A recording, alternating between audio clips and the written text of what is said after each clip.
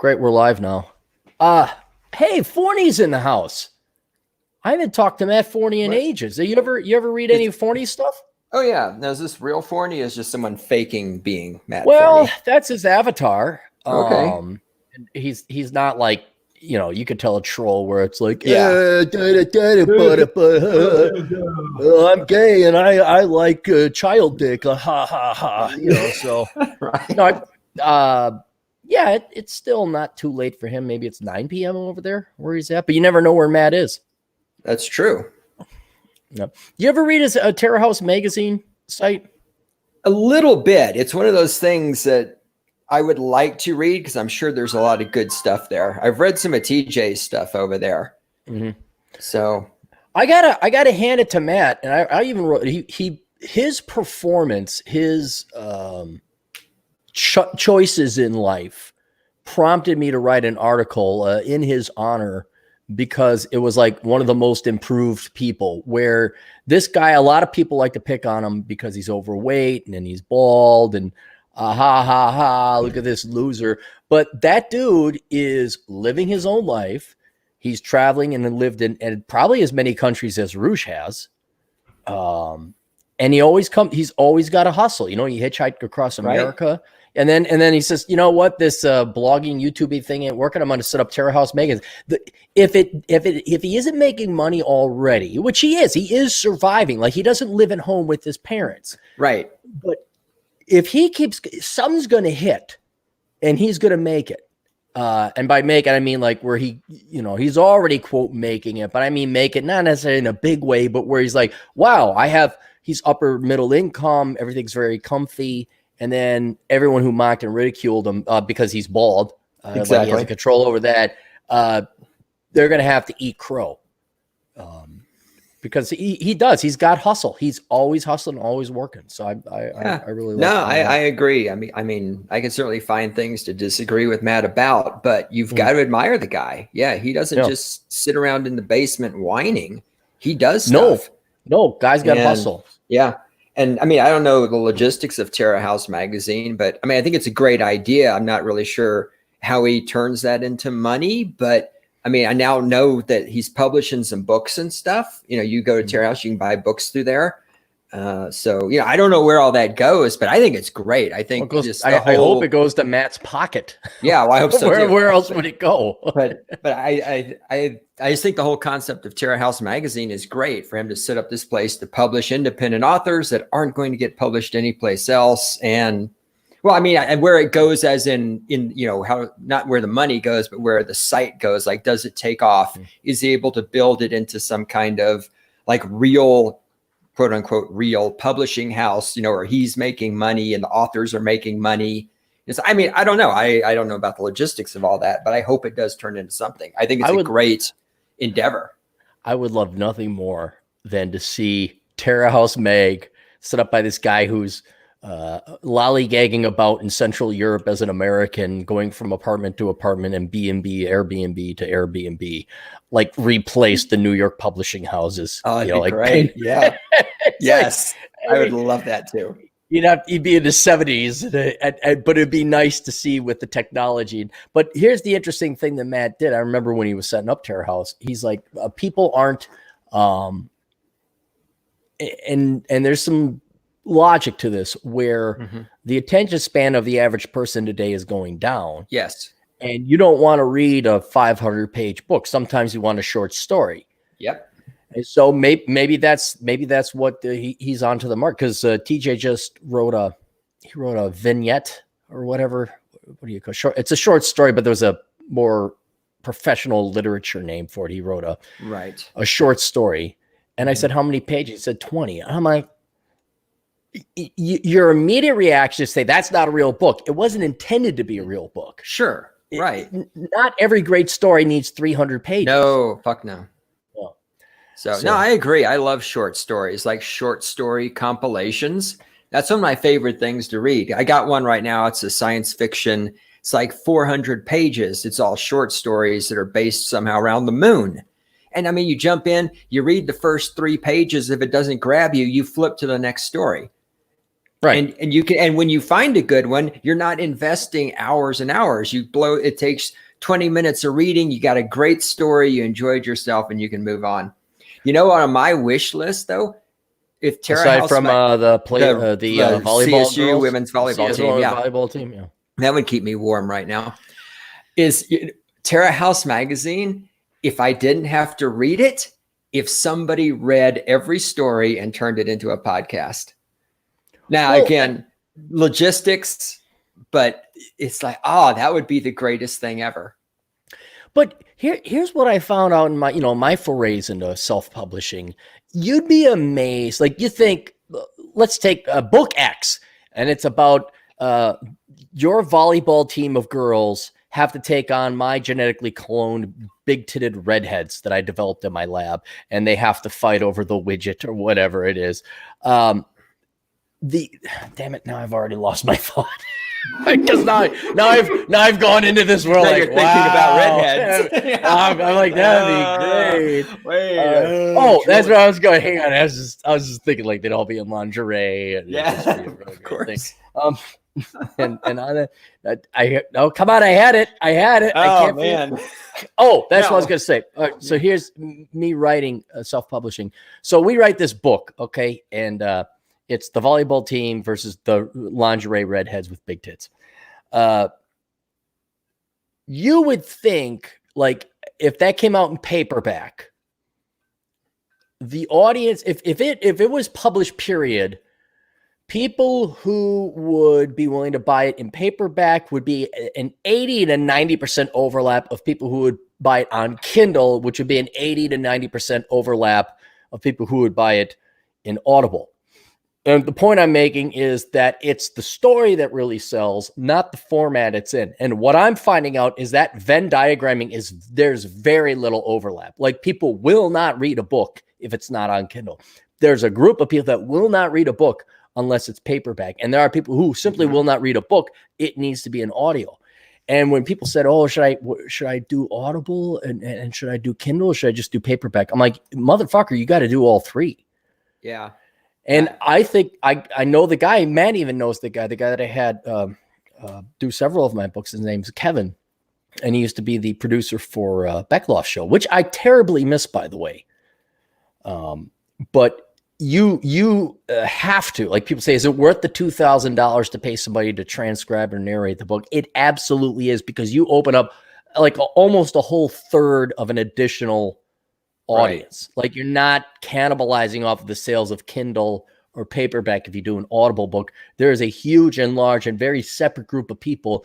I only take my books in through Audible, and it's absolutely worth paying, narrators to go and do that. Yeah, I can see that, because I mean, I only speak for myself on this, but I tried the digital books and I just can't do it for whatever reason. It's just not my thing. I am never going to buy another Kindle book. Really? You don't like that, huh? No, it just didn't, having to have a screen and stuff, and it's you got all these thousands of books on a little device. I'm like, yeah, but I don't know. I can't really articulate exactly what it is. I just don't like reading a book looking at a screen. I'll look at a dead tree all day long, and certainly I'll listen to audiobooks. And that's my thing too, is like, some books I will specifically get in audio because it's like, okay, this is something I'm going to listen to while I'm trail running or while I'm biking or while I'm working around the house. But then there's other books that I specifically want them in the dead tree format, especially the ones that and that's, well, I think a big part of the Kindle too is the fact that people can censor it. It can vanish at any time. Whereas a dead tree book, you have it forever. So certain things I buy in dead tree form simply so that they can never be taken away from me. I got, so I talked to the contractor today, and this guy's on his game so far, fingers crossed. Right. And I got, it's like, do you want to build out the basement or not? Because if we build out the basement, it's another $50,000 to finish it off. And I looked at it, I'm like, I am sick of this shit. Finish it all of it now. So I'm going to take on a mortgage. That's fine. I can afford it. Or maybe not. I don't know. The future never can tell. But I'm like, instead of sticking around worrying about this, but part of the basement is my recording studio that I'm building. Nice. And I want it so desperately to be like the Kingsman tailor shop. I want a British with books and a library, and it's cozy and it's maroon red with just a big leather chair I'm sitting in, and I can sit there in my ascot and my smoker jacket. But key to that is to have a bunch of books. And I've always looked at, you watch the movies and James Bond walks into M's office or whatever, and there's all these books. I'm like, fucker, did you read all those books? You have a wall of books. Did you actually read all those books? And I guess back in the olden days, it was meant like, well, those are reference books. He that was their internet back in the day. But now that I want this theme, I want this motif for my recording studio, which is to be the British Kingsman, very nice, posh, relaxing slippers. Now I'm like, I got to get books. I have to have physical books. But then I feel like a hypocrite because, like, fuck, if I'm going to read any of these books, I don't want real. I mean, I'm not going to read them. I just put some encyclopedias up or something. But it almost compels you, if you're going to go with that motif, that theme, you have to have books or a bookshelf. Well, maybe you just buy 40 copies of each of your books and put them back there. Yeah, but it wouldn't. The backdrop would just be the exact same book. 20. I don't want that many of my. I don't want any. I'm trying to think like, well, maybe I fill up the wall with something else. Maybe it doesn't have to be books. Maybe I don't know. Old oil paintings of hot. Wait, hang on. Now here's an idea. Maybe RJ or Figo can get in on this. What about oil paintings, like the old school oil paintings, where you'd have a family portrait and they would paint your painting, and every guy had white wigs for whatever reason. What if you were to have that exact same art style, but modernize it where it's like big-titted redheads and lingerie, but in that old school oil canvas, and that's kind of what's in the background. How's that? Yeah, it's not bad. Yeah. So I got distracted because I just got a Amazon delivery outside. Do you have to go get it? No, not right this second. I mean, it's sitting back there, but I got distracted because the girl who does my Amazon delivery route is this tall, long, blonde haired. Really? I mean, oh my God. Yeah. She looks like she could be a volleyball player. Let me tell you what, man. Dude. So, I order a lot of stuff from Amazon nowadays. Oh, yeah. She's a cutie. What I've really liked, you look at these guys at UPS or FedEx, right? These guys are in shape, and gals, they're in shape, man. There is not a fat FedEx worker driving those trucks. No, that's true. Now that you mention it and I think about it, yeah, all the UPS guys, the FedEx guys. Oh yeah, it's true. They're all pretty thin, good looking. Dude, they got calves that are harder than granite. I've seen them. I'm like, and what I love about them is like I have total mad respects and props for them because like they have hustle, and maybe that's my calling. Maybe I should just go be a UPS delivery guy. And I remember this because I got somebody their MBA. I did an MBA for somebody. I was paid gobs of money. So I know all about supply chain management. That was the specialty of this individual's MBA program. In other words, I wrote this person's papers. I did all the research and the studying. So I know from a top down, because this individual worked at one of the larger firms. I'm like, yeah, like seconds matter. And to the rest of the world, seconds don't matter. Right. It's like, whoa, I'm picking up my baby, bumblebee. I mean, that's the operating speed. You know, I read somewhere, and this is one of those things that it may not be true because it was on the internet, but one of the companies, the UPS, the FedEx, whatever, one of them, they tried an experiment where they told their drivers, don't make left turns, only make right-hand turns instead of left, because you spend more time waiting to make a left-hand turn than if you just go right. And anyway, it cut down their driving time by whatever percentage or whatever. And then, when you think about it, they're always trying to be efficient because they got to get to all these places, drop off all this crap, pick up all this crap.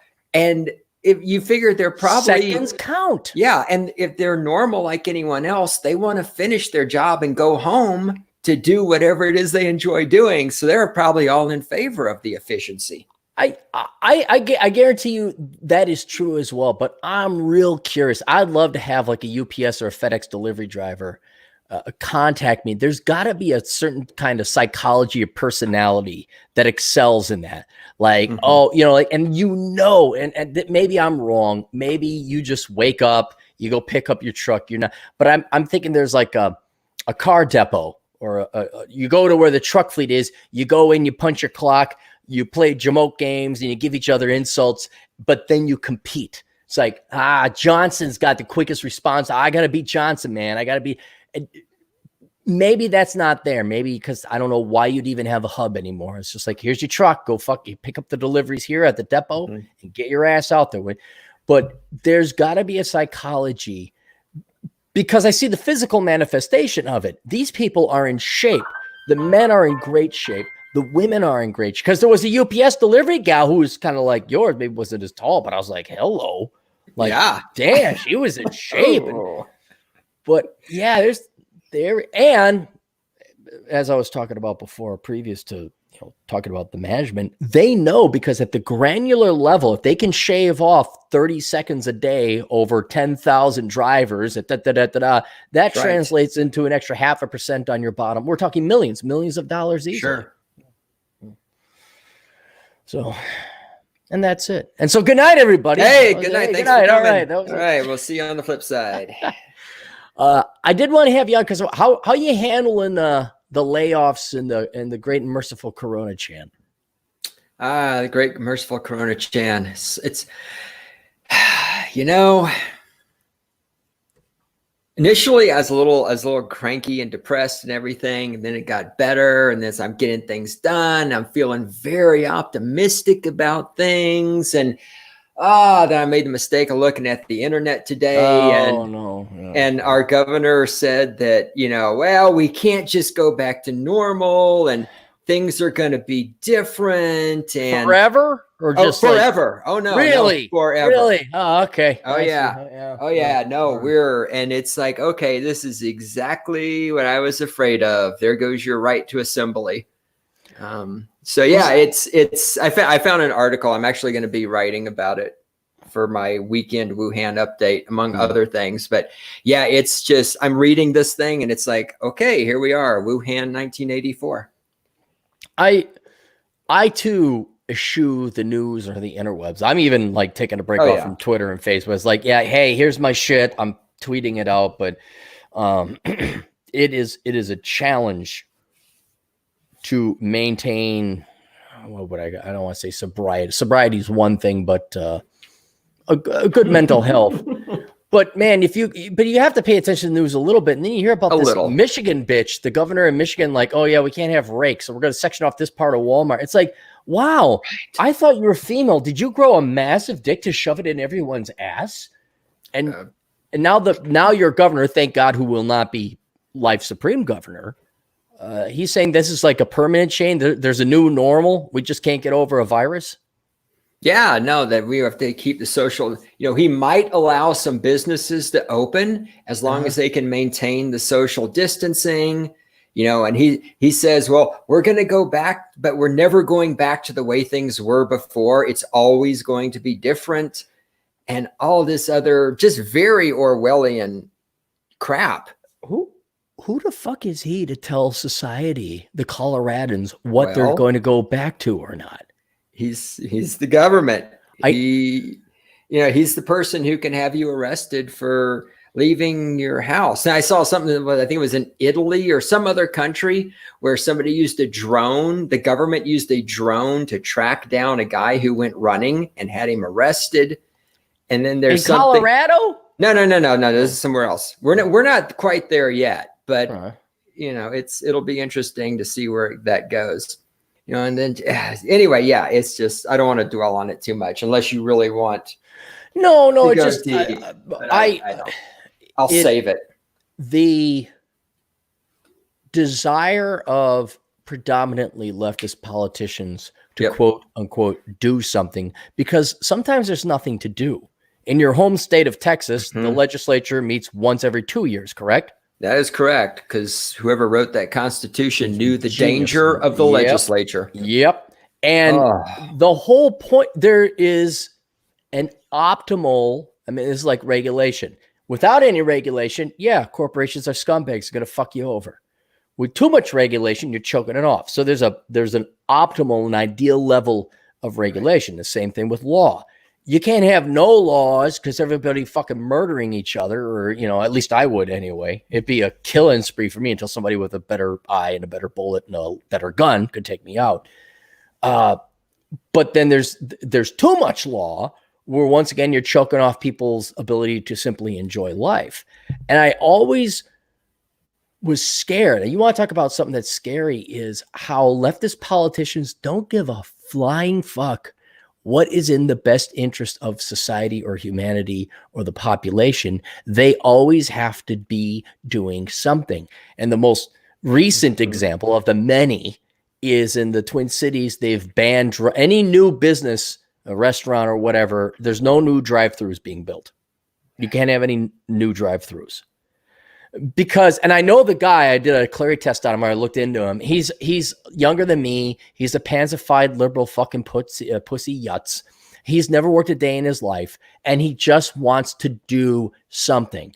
When a lot of like the idea of lawmakers is, hey, we've gotten this perfect balance. We don't have too many laws. We don't have too few laws. We've struck the right balance. Now we can go the fuck home. We could go live our life. But you see, their life is telling other people what to do. Exactly. Either majoring in political science or public care, public health care, and public healthcare administration. All this. So you have true tyrants. I wish people on the left who are good, honest people, like your blue collar Democrats, the ones who work for a living, is like, look, these people are your nanny state. These people, they don't give a shit about you or society. They need to tell other people what to do because they're not going to work any other job. And so now I can't have a fucking straw because one turtle had a straw up its nose in California or something like that. And so that's where I'm kind of worried about, where like, my God. No, it is. It's all about telling other people what to do. And I think also a big chunk of it is just a result of feminism, because you got all these women coming into politics and you got all these feminized men in politics. Busybodies. Yes. But women like to control other things, like children. Women like to have control. Wait, DT. I'm sorry. And great one. Thank God I'm sitting down. Great one. Women like to control things? Yes. No. Women love having control, or at least the illusion of control. But women need to control things. Little children. And you get these women in politics, they don't have children. They don't have a husband. God. They don't have a life. And so they infantize everything around them and everyone around them. And they want to treat the people, the citizens, the people they supposedly represent, they want to treat them as children instead of treating them as responsible adults. And that's where I think a huge chunk of this comes from. Forget responsible adults. People are sentient entities who, they make a mistake, fine. They fail. They make a good choice, good. They succeed. Hey, bitch, it's none of your fucking business. Leave them the fuck alone. Well, and people do learn from mistakes. That's the thing. When you get enough regulations that nobody can make a choice, which leads to them making a mistake, which leads to them learning from the mistake, you just get a dumber population. No, that's not possible with bailouts and student loan debt and bank bailouts. No, we're just getting so much smarter by the day here. So I got a question. You could have let business owners make their own decisions about how they want to handle it. Do you want to shut down your restaurant? Do you want to limit the number of people? Do you want to say, hey, I'm only going to let 50% capacity in my restaurant so I can seat people 2 tables apart? Right. Everyone could have made individual choices and you could have worked out what was working the best and everybody. But no, it says, we're going to turn everything off. We're going to shut down all these businesses. Screw everybody. Karen with her master's degree in public health administration needs to fucking finally strut her shit. She needs to feel like she's going to save us. the Coloradan governor, he's a guy, I know that, but I looked him up. He's like a fat he's a cuck. He's a pussy. I mean, there's not an yeah, he's just this pasty white dude. Is what he is. Yeah. He's not? Is he a strong rep? Because last I checked, he looks like not to pick on him. This is the old this is older brother podcast. I'm going to keep it under the radar here, but he's not a white guy. But he is pasty. A white guy. What? Oh, you mean he's from my tribe? He's from my tribe? Okay, he's white. He's white. No. Genetically, he's white. No, actually not. But anyway, see, I'm trying to keep it on the DL here. I don't want you to get demonetized. Thank you. And he's also batting for the other team. In case, I just don't know if you knew that or not. Oh, is he gay? He is gay. Oh, I didn't know that. And he is very rich. He made a lot of money in the free market, which he's now shutting down. Right. He was rich before he went into politics. Okay, I think. But anyway, yes. And he is pasty and chubby. Okay. Why can't he? Because it's not just women that do this. I mean, you get your control freak guys who do it too, who are all feminized, just like my governor. No, you're right. You're right. I'm not. I mean, you don't see people like Ed Latimer trying to control other people's lives. No, you don't. No, you don't. But that is a astronomical unit away from the governor. I mean, Ed Latimer is the complete opposite. Like men like Ed Latimer don't go through life trying to control other people, right? Because they have better things to do. They have better, right? So that was my question about this governor. All right, so he made money in the private sector as an IT guy or something like that. How did he make his fortune? God, I'm not really sure. He's part owner of some big company. How he got into I don't know exactly. I knew a little more at one time, but I've forgotten. Which makes it even more sad and depressing. Here's a guy, now maybe him and I don't agree politically, but your governor sounds like he did a lot more than the average politician. Like he actually, produced something of value, employed people, created wealth, and that's good for him. And I'm glad he's rich. But what is the psychology that he's just got to get in people's faces? And I remember, didn't he sign the Anti-Hair Discrimination Act of Colorado? I'm pretty sure it's he. I don't know about this, but I wouldn't put it past him. Great one. If it's in your backyard, you're going to love it. So I'm pretty sure it's him. He signed something into law where he couldn't discriminate against women's hair. Because women's hair, different type of women, logically, obviously, black women have froze. They got thicker, I don't know other way to describe it. You have a fro hair, it will grow out, which could be sexy on a Pam Grier, if you know what I'm saying. But then they put it into dreads or some other kind of things, and they have it. Black women have more time investment into doing the quote unquote their hair to be accepted socially normally.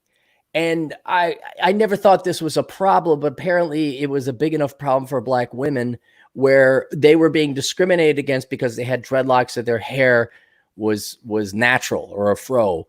And he actually signed, I know this sounds so stupid because it is, because I didn't think this was a problem. Well, the woman's black. Yeah, she's going to have fro hair and maybe she wants to do dreadlocks. So what?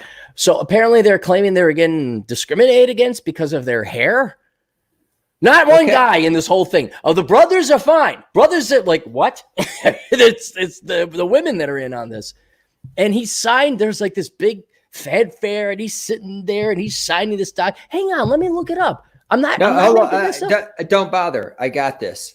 You got it? Okay. House Bill 20-1048, Race, Trait, Hairstyle, Anti-Discrimination Protect. Concerning a prohibition against discriminating based on a person's traits that are historically associated with race. Hold on, I thought race didn't exist. Race doesn't exist, but go on. This bill enacts the, quote, creating a respectful and open world for Natural Hair Act of 2020. Also known as the Crown Act of 2020, which which specifies for purposes of anti-discrimination laws in the context of public education, employment practices, housing, public accommodations, and advertising, protections against discrimination on the basis of one's race, including traits historically associated with race, such as hair texture, hair type, and a protective hairstyle commonly or oh my God, I'm going to vomit. Do you my point? This is what we've got to do with our time. Way too many fucking laws. This is what we're doing. Too many fucking laws. Well, it's a good thing we don't have a pandemic or anything. I mean, if we had a pandemic, I'm pretty sure we would not be concerned with stuff like that. Straws up turtles' noses. Certain women of different races have different types of hair. No shit. No way. And yeah, oh my God. What? You found something? No. Just the whole thing. But I mean, yeah, that's the kind of thing Jared Polis would do with our government in Colorado. Because I mean, there's no really significant problems here. There's no giant crime rates. Would you you have a gal walk in? She's black. She's got a fro. Would you care? Well, I mean, not really. I mean, like if she's supposed to be a nurse and she can do nursing, no. If she's supposed to be an engineer and she can engineer, no. Yeah. If she's my waitress and she brought me my drink and it's correct and my food order is right, no, I don't give a shit. I don't care about her hair. I've never thought, oh, that bitch got a fro. She's got a fro. Why? I'm going to discriminate against her. That black woman does have a fro, yes. And that black guy does have a fro too. You know what? They have darker skin. So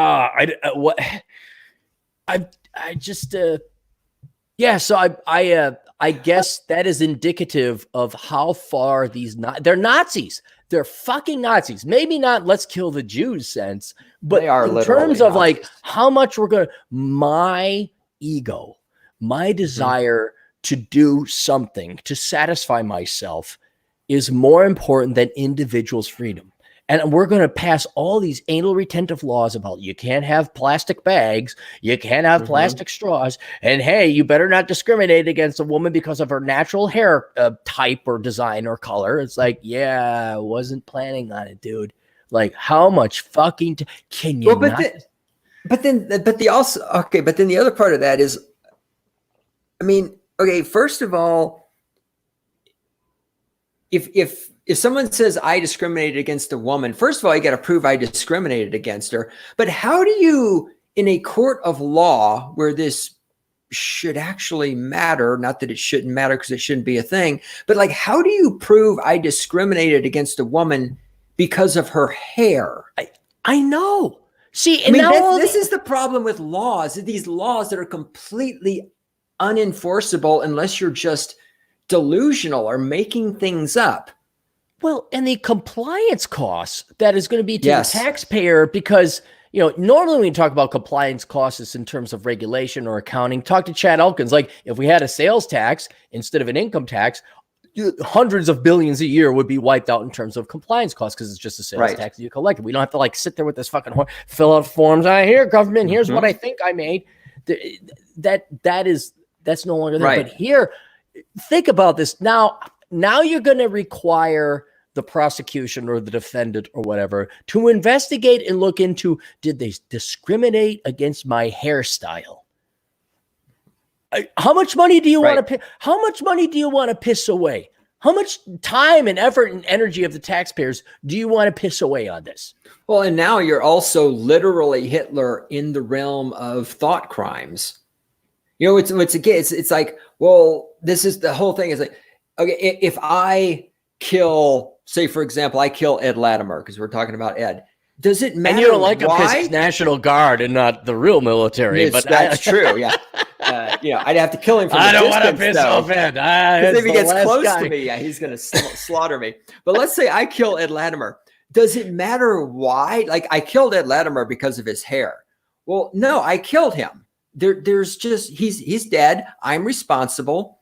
Punish me for killing Ed Latimer. Right. But to sit there and try, well, let's figure out why did the great one kill Ed Latimer? What was going through his mind? And all this other crap. I mean, look, either killing Ed Latimer is right or it's wrong. Either I can get away with it or I can't. It doesn't matter why I did it. I did it. Right. But and see, this is where we have it too good in this country, and there are so few real problems. And one of the great side benefits of the blessed and merciful Corona, Chan, is I haven't heard one fucking SJW or feminist bitch and whine about their fucking zero world problems. I haven't heard anything.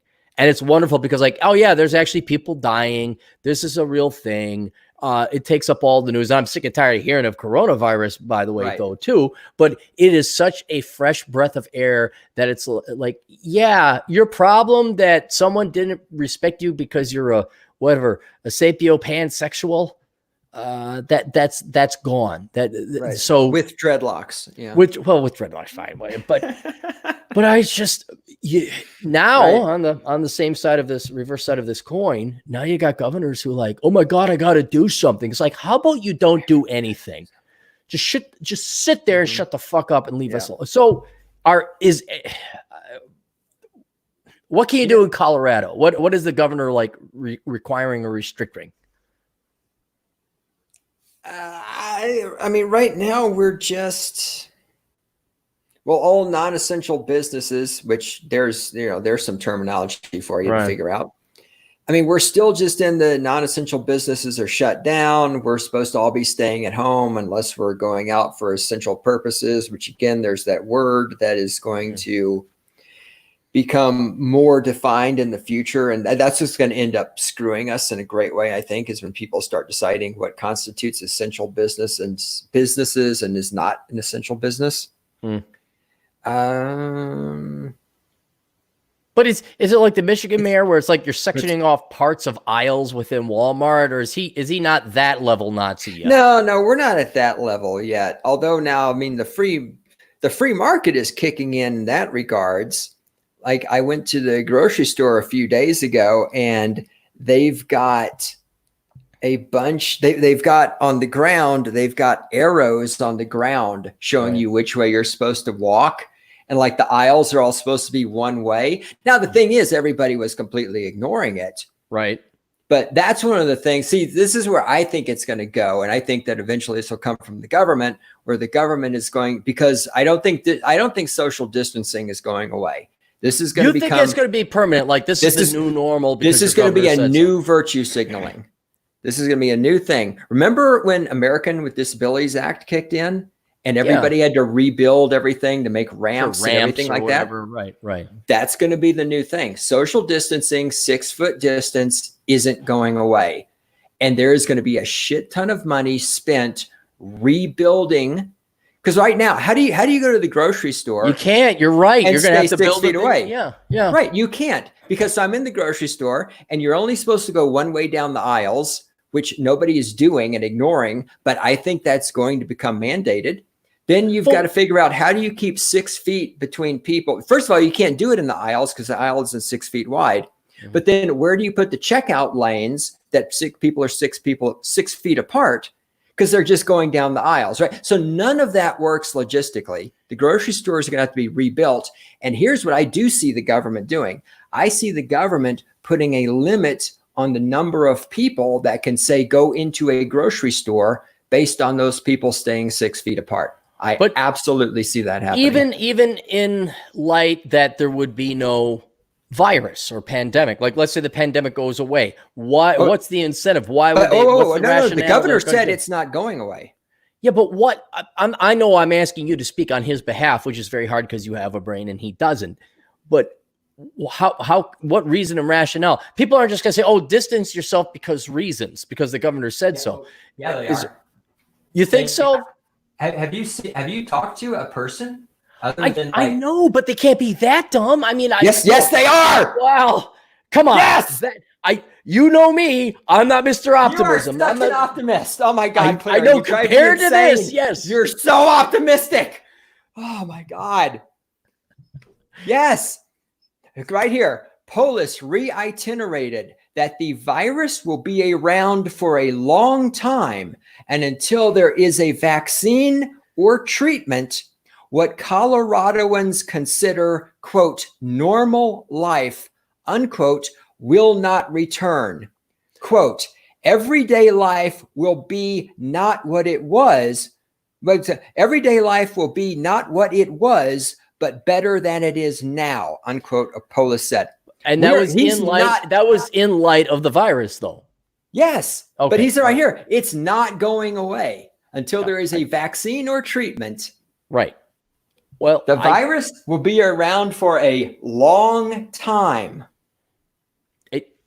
You could be 100% right. I'm not discounting that. We're talking my faith in this is like 70-30. I'm 70% confident the population won't tolerate this. But you know what, great one? I could totally be wrong. Then if I wasn't depressed before, I'll be really depressed now. I'm like, wow, you sheep all do deserve to die. You all do need a visit from the great and merciful Corona champ. I would like to be optimistic, but sometimes it's difficult. Now, I will say this, though, on the optimistic side. Who got us into all of this social distancing, quarantine stuff, all that? I'll save you the trouble of trying to guess. It was women. Because boomer women are afraid of dying. Because that's primarily well, I guess everybody's afraid of dying. No. Ed Latimer's not afraid of dying. Ed Latimer kicked ass. Okay. Well, he is like our modern day Chuck Norris, isn't he? He is. He's our black Chuck Norris. Yes. Of the Gen X generation. Correct. In case anybody's wondering, I'm bringing Ed Latimer because I'm reading his book, which I'm going to do a review of on an upcoming podcast. In the dead tree form. Not caring what other people think is a superpower. It's a superpower. Yes. Yeah, it's a very good book. I'm going to talk about it in the near future. Because we hate Ed. We hate Ed. Yeah, it's a racist. Terrible book. Written by a black guy. Can't read that. What was the name? What was the name of that book again? Not caring what other people think is a superpower. And you can find that on Amazon, I bet. You can. Oh, okay. And, well, just don't buy it because we're racist here. We don't want to help out Ed whatsoever because he's black. Absolutely not. Right? Do not go to Amazon. Jeez, you can't read a book by a black man. Oh, Jesus, wow. All right, but anyway. I dare you people to buy that book. I dare you. Buy that book, fool. I bet none of you got the balls to buy a book and read it from a black man. I bet none of you got it in you. Yeah. Damn. Anyway, so we are where we are because boomer women are afraid of dying. Now, here's the thing. Women and the feminine mindset got us into this overreaction. Everybody stay at home. I will grant you that. Now, yes, that mentality has. Yes. That same thing might get us out of this because here in Colorado and other places, but here in Colorado, one of the things they shut down is the hair salons and the nail salons. Correct. Now, how long do you think women are going to be able to go without getting their hair done?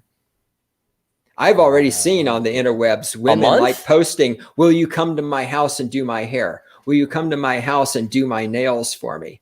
Mm. So, it might, women's need for attention and validation and all of this stuff might be what gets us out of the quarantine. It could be. I think I know this is going to sound crazy. I'm a little bit more optimistic that there are saner heads prevailing. I think it's an overreaction, no doubt, but I don't think excuse me.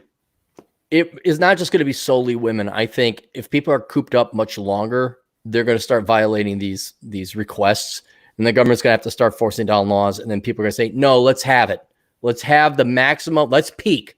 We're done with this. We're done putting our lives on hold. We're done tanking the economy. Let's peak. Who dies, dies. If I get it, fine. But I'm sick and tired of staying at home. So I think that's probably a more powerful force than now. Women are part of that force where it's like, I mean, oh gosh, I was talking to Jack Napier. He was talking about how wasn't people he was working with. I think he had a friend where the women who are, this is like, keep in mind a week. This is a week into their quarantine over in the Netherlands or whatever country it is that Germany invades every time it wants to go to France first, whatever country he's in. But they were crying on the meeting on Zoom or Skype or whatever because they can't stay at home. It's driving them nuts. So I think that's going to certainly be more than a couple snowflakes that causes an avalanche. But I would disproportionately, maybe women will get us out of it. But I think people are just going to be in general, the population is going to be sick and tired of it. Be like, no, get me the fuck out of here. Right. Because we don't have that draconia of lockdown measures here in the Twin Cities or Minnesota in general, but I'm already like, God damn it. I just want to go to a restaurant and have somebody serve me some goddamn food. Right. So, yeah. Let's bang out some super chats real quick here Do so it. I don't fall too far behind. Ray John Lebrondo for $5 Canadian. I support Medicare for all, living wage, environmentalism, and wealth redistribution. Good for him. I support a living wage. Do you support a living wage, Great One? Absolutely. And I support you having to earn it. Yeah. Do you support being a good steward of the environment? Absolutely. Yeah. I'm with you on that. Yeah. Now, I mean, I'm totally against killing sea turtles with plastic bags, but I mean, the grocery stores are all forcing me to use plastic bags. They said I can't bring my own reusable bag because they're worried about dying. And so these people who work in these grocery stores, they're putting themselves above the lives of sea turtles. And I've never seen anything so selfish. I think you should be willing to die for a sea turtle. If you're not willing to die for a sea turtle, you're not a good steward of the environment, and you're not a good liberal like I am, because I care. Medicare for all, are you for giving other people your money that didn't earn it for no reason? No. You just give them their money. All right. And wealth redistribution. You remember all the time, this finite life you have and the time you've sacrificed working at Wayland-Butani? Should you just give other people who don't want to work that hard? Oh yeah, absolutely. They should just come. They should just get however much of my stuff they want. Let's translate what Ray John said. I support a living wage, environmentalism, and parasitism. Yes, that's what he's got there. All right, now I hope we did not have too many donations, so I'm not too far on the donation. There's Ray John. Good. All right, Cynic in Chief for $2. Debian Ubuntu, which are Linux operating systems, correct? Yes. Is better than Arch. Is that also a Linux? That's also a Linux. Oh, so okay, which is Gen 2? I think he's trolling me because he knows I'm a Gen 2 user. So now actually Gen 2 is way better than Debian and Ubuntu, because this thing where I got to type in my super user password every time I want to do something and I don't have an actual super user account, even when I create one, it actually won't let me run things as root. I mean, no, actually Debian and Ubuntu kind of sucks balls, but it's good for low intelligence people that can use Windows and want to transition into Linux, because it's like Windows. Point click. Yeah. What about Mint? Is Mint still? I liked Mint when I had it, but that was over 10 years ago. Mint is Debian/Ubuntu kind of clone. I'm actually doing this on a computer using Mint right now. I mean, I like it for things like this where it's easy to install and you can get things done, but for actual power use and figuring out what you're doing, Gen 2 is the way to go. So go away, Cynic. Go ride a roller coaster or something. He's a computer genius. He knows exactly what he's doing. He's top notch, man. He's top. Judd Grover for $5. Cappy, when you do make the White Shaft movie, please have him played by Gilbert Godfrey with a cameo of John Cleese as Wakanda's Black Panther. But see, now here I was talking. Wait, weren't you on the conversation of this?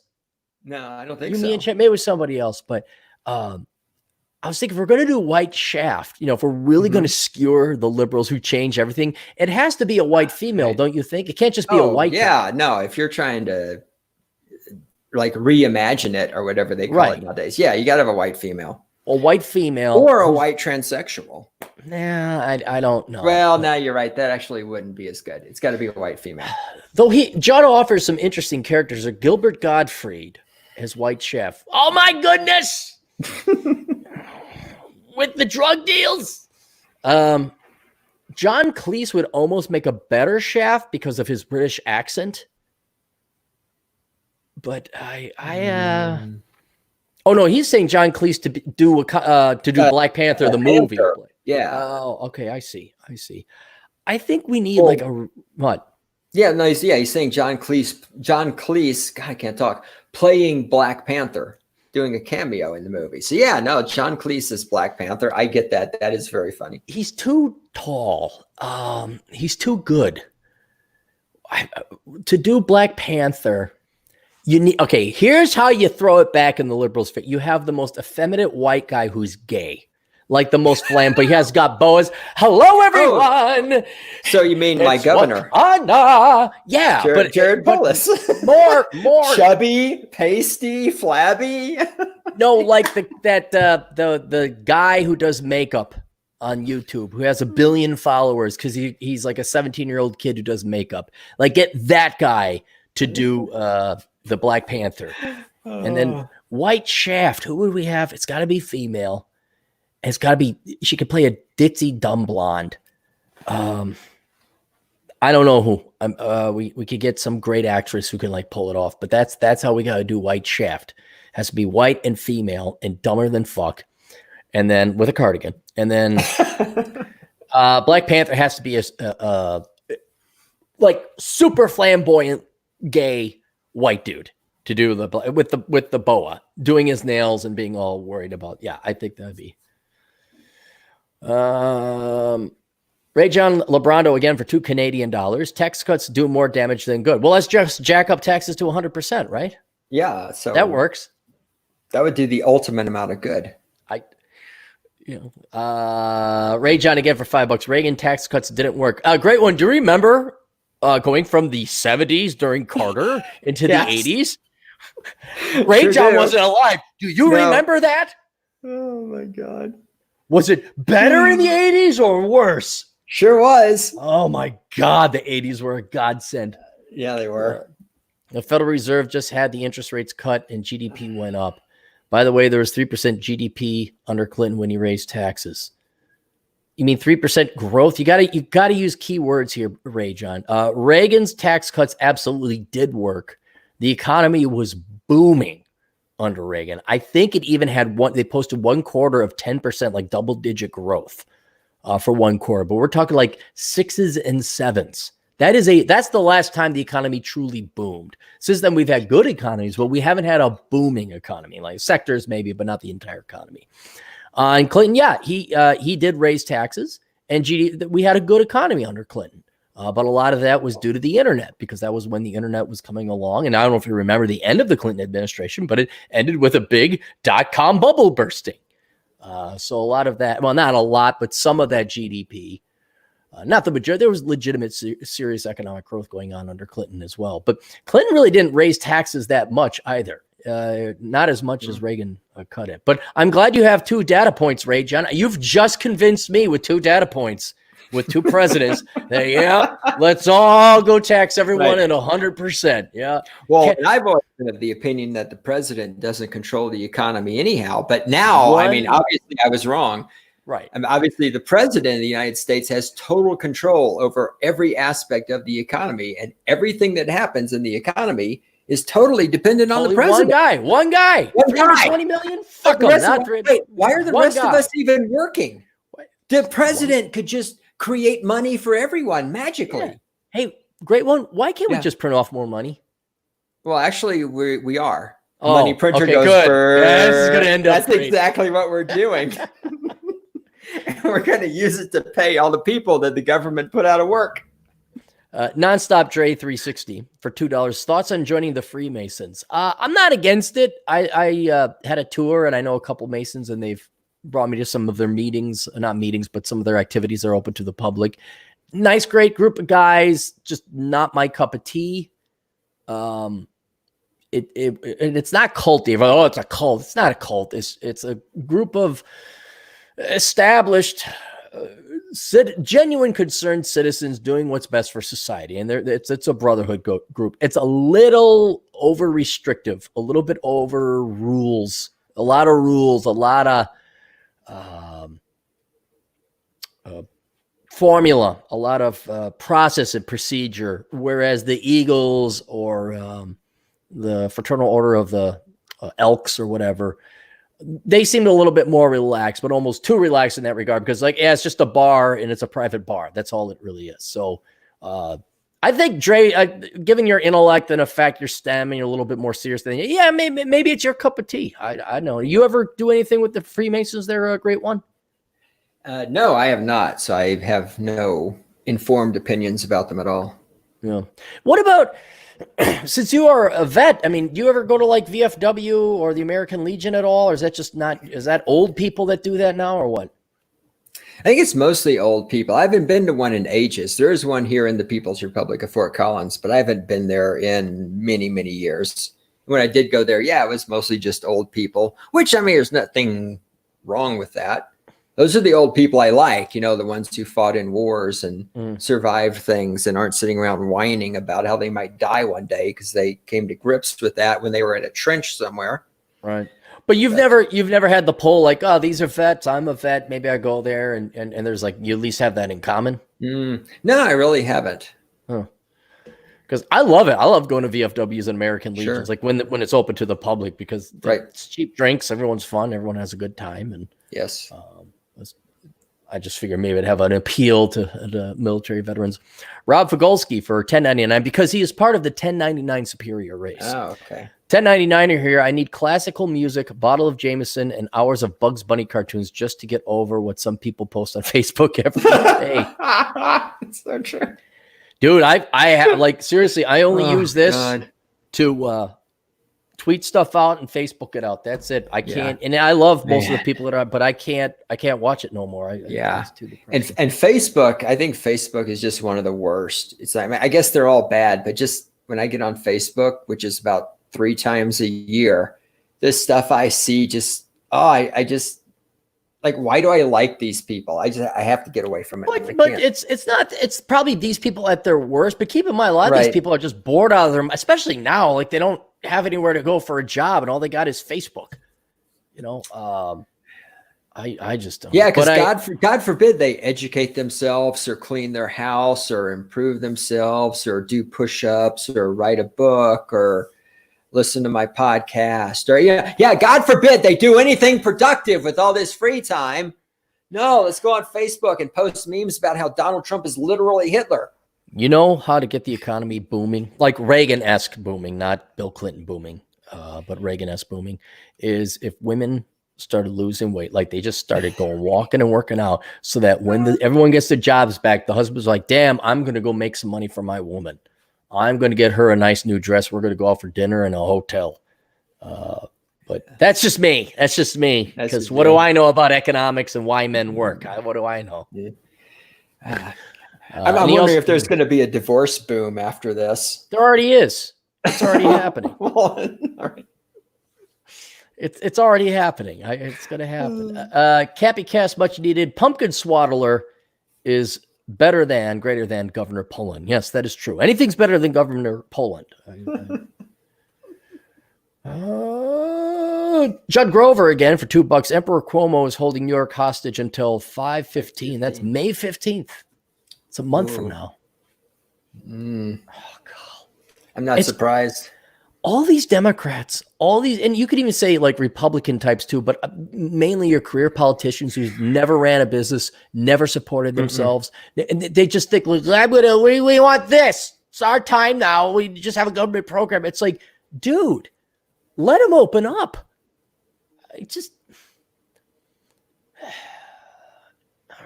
Syndicate Chief for $2. Cappy's optimism is to the great ones as Chad is to Cappy. Yeah, I guess you are even less optimistic than me. Yep. Because Elkins is very idealistic. He's a young boy who still has ideas. Yeah, he's still a youngin'. He's hope. Thinking good thoughts. Remember the last girl he dated was like, this might be the one. I'm like, nope, that is not. No. Yeah, well, look how naive and wonderful this might be the one. Did you bring her flowers? No, he's not that dumb. He's experienced in that. But the like, oh my gosh, this might be the one. I'm like, okay, kid, just calm the fuck down. And it wasn't that bad. I'm busting. Right. We know. Yeah. But he was like, he had hope. He had hope. I'm like, well, see how this one goes. And he's got hope on this next one. But after the previous one, his hope is checked a little bit. It's slowly going down. We're slowly turning him into a Sith Jedi. We're a dark Jedi Knight. He's going to become one of us. He'd be very bitter, but accurate all the time.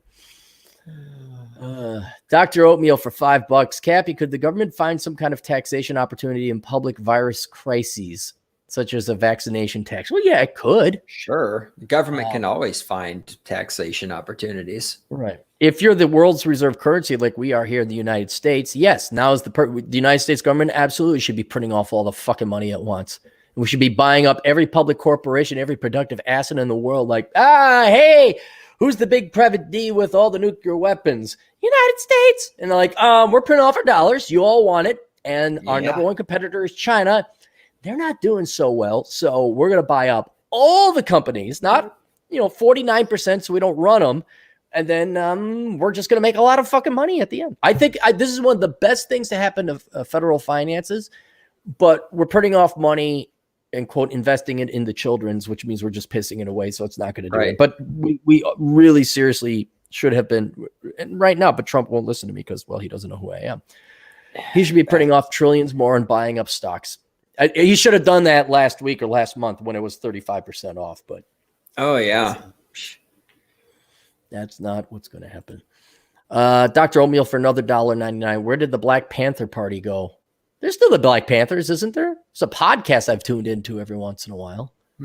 I think they're still active as an organization. Yeah, hang on, we'll look it up. But Black Panthers. Black Panther Party.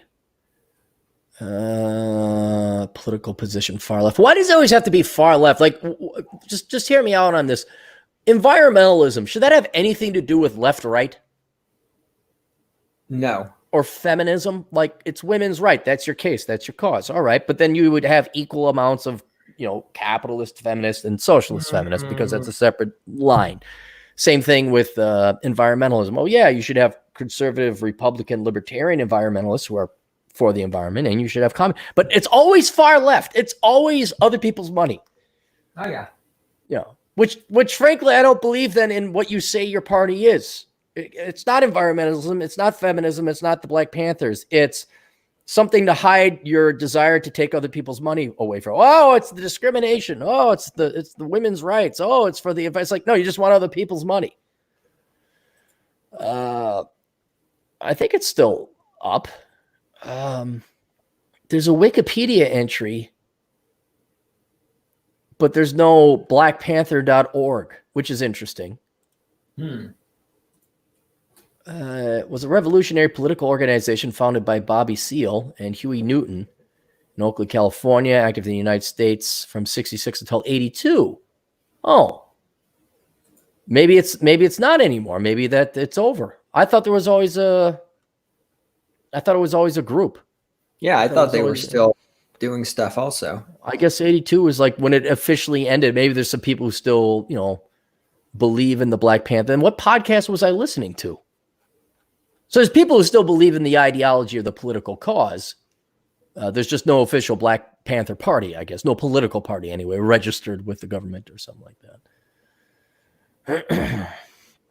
Oh my goodness, look at all this money coming in. Great one. It's terrible. So horrible. This is so horrible.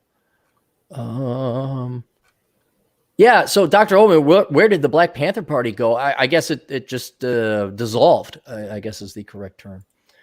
A nonstop Dre for $2. Cappy thinks that most people ain't that dumb. Laughing. Dre. Yep. Yep. Even Dre, Cappy, you got Dre on your side, man. Yeah. Cappy still has faith in some people. Samantha Bigsy, for 100 Norwegian kroners. Let's look up what the kroner NOK to dollar. I think it's 1 to 5. Oh, it's 1 to 10. So we divide by 10. All right. That's $10. All right, thanks. Do you have a business plan? Love Norwegian Somali. Oh, is Samantha a Norwegian Somali? See, I love it when he's quote unquote on the other team, but he's a conservative or libertarian type. What's that got to be like to be a conservative African immigrant in Norway? Like your entire culture is like one way, but you're like, no, these dudes are right. No, we should totally. Oh, that'd be so interesting. And then for another 100 Norwegian kroners, fuck Ilian Omar. She has a white boyfriend, girl boss. Oh, she married her brother so he could get a citizenship. Did she marry Ilian or something like that? Omar. I have not really paid attention to the politics. Me either. She is a communist, spoiled brat, piece of fucking shit. Her dad came here. He drove taxi. He's legit. But then the University of Minnesota system just could not suck her dick enough to show how not racist we are with her. Let's say husband. And I think she married a white dude. What kind of hair does she have? She's had three husbands now. Tim Minette. I don't know. He looks like a bearded Minneapolis douchebag. It's like picking on AOC's boyfriend, who is also a pansified douchebag. And you know what? It's not his. He didn't run. Although I bet he is politically active. I just kind of. So what? She's got a white boyfriend. So what? Us white guys, we're like at the top of the list on the dating thing, according to the. What was it? Not seeking arrangement. What's the other? That's Okay, Cupid. Okay, Cupid. Remember they came out with that colored grid. Yeah, and like white males were the most sought after. I'm like, well, that's fucking news to me. You know. You look at the numbers and it's like the East Indians are like dead fucking last. I'm like, oh, I feel so bad for my East Indian buddies. That's and here's the other thing, Samantha. Do you think she really married him because she loves him? I mean, there's obvious an ulterior motive that she married some guy to get him immigration. I mean, the woman's not capable of love. She's only capable of parasitism. Cynic in Chief $2. Use sudo s or sudo bash to get to the root shell. You know what he's talking about with Linux? I do. Okay. Is that a joke? No, that's factual. But so Cynic, but the thing is, like in Mint, I want to run the package. We're gonna get all geeky here. I want to run the package manager as root, so I don't have to type in my password every damn time I want to install something. So I log in as root and I try to run the package manager and it won't let me run the package manager as root. I have to run it as a user and then type in the password over and over and over. And I'm like, okay, this is just Windows. We've taken Linux and we've evolved it into Windows. Congratulations on going backwards. I don't know how you and Cynic in Chief and all the other Linux experts don't have like pussy 24/7, man. I don't know how you guys aren't getting laid all the time with your knowledge of Linux. That was pretty, I mean, that's Do you think most women even know what, unless there's a woman who's actually in the IT? Like, I use Linux. Like, what? Huh? Well, women these days don't even care. They don't really have computers. They just have cell phones. And if they have a computer, it's an Apple computer that their daddy bought for them because nothing's too good for my little princess. What shocks me, maybe Dre's right. Maybe I'm still too optimistic. You're so optimistic. But you're right, because I've known some really good looking gals. I'm like, well, what's your email to do this thing on the internet, which requires a computer? Well, I don't have a computer. I'm like, what do you mean you don't have a computer? Well, I got my I got my cell phone on my tablet. They got a tablet. And I know several girls, and it may be a shocker to you, Great One. They're pretty good looking. They don't have computers. I'm like, how do you get through this life without a fucking computer? Oh, I know. Yeah. I know quite a few people who don't have computers. They do everything on their cell phone. And I don't know about you, Great One, but I like a desktop. I like to be able to sit down. It's like my command chair. I feel like Captain Kirk. Like a laptop, okay, I'm mobile and I do my thing and I can answer emails while I'm at the airport or whatever. But I like a desktop. I like the setup I got now. I got my little microphone here. It's all, I don't know, it feels cozy. And when I have my recording studio in South Dakota, I am going to have a desktop. Hell yes. I'm going to have a desk. Bigger one than this one. I'm going to have a nice, dude, I'm pimping this thing out. Oh, God, I'm so... The contractor guy gave me the quote and it came in a little bit higher than I would like. And I was sitting there like, well, I'm like, no, fuck it. Build it. I'm done. Build the fucking thing. I'll go to the bank and get the money. Dr. Oatmeal for $4.99. It's hard to believe, but Michael Jackson would be a boomer if he were still alive today. Yes, it's true. He would be a boomer. Younger boomer. He'd be a boomer. Samantha Beaksy for 50 Norwegian kroners. We don't claim that anymore. What don't you claim? That the immigrants are leftists in Norway? Or he doesn't claim Ilyan Omar. I bet you. We don't claim it. She's not one of it. No, it's. He doesn't claim that you can't run the package manager as root in Linux. Oh, Mint. wow. Okay. Don't get Baldonian on here. He's a Linux user too. Bacon for $5.56. Our other black friend. Okay, so we have two black friends now. So we have two black friends, two guys. Now we're not racist. So we are sexist because we don't have any black female friends. Dude, there's been a ton of gals coming into the shows recently. I don't know if they're legit, or if it's a guy, or Ahmed or Vladimir with a female avatar, but I think they're legit. There seems to be a lot of gals tuning in. For $5.56, speaking of which, new show is up, complete with some new fixes, along with me ranting about my own audio quality and the PNW, Pacific Northwest Dating Wasteland. I'm going to tune into that. Nice. You ever listen to Bacon at thegoddamnbacon.com? Yeah. I love it. Bacon doesn't listen to me. Told him stop putting multiple podcasts on one post. Even told him, Bacon, I'll tell you how to fix that. But nope. Said, Bacon, send me an email. I'll explain it to you. No. Oh, no. Bacon doesn't want any help. Fine. Speaking of boomers who don't understand technology, remember how much teeth pulling it was to get Adam Piggott to convert WAV files into MP3s? Yeah, he's an honorary boomer. The way he drives, he's an honorary female boomer. He's an old grandma lady as far as I'm concerned. Anyway, so I downloaded a bunch of, I'll binge on Piggott. I'll do like 10 at a shot, and then I'll go do something else. And then like 3, 4, 5 weeks go by, and I'll get a bunch of other Piggott stuff. He needs to boost his audio volume. His volume is very low. So if I'm outside running, and it doesn't even have to be windy, I can barely hear him. So I'm like jacking up the volume. So what I do now is when I download him, or I used to download, what's his name? Chris Beckloff. For whatever reason, the recording settings are very low volume. So I increase the volume in Gold Wave, and I can actually hear Piggott. But if you don't boost the volume, he sounds like he's an NPR. Oh, good day, mate.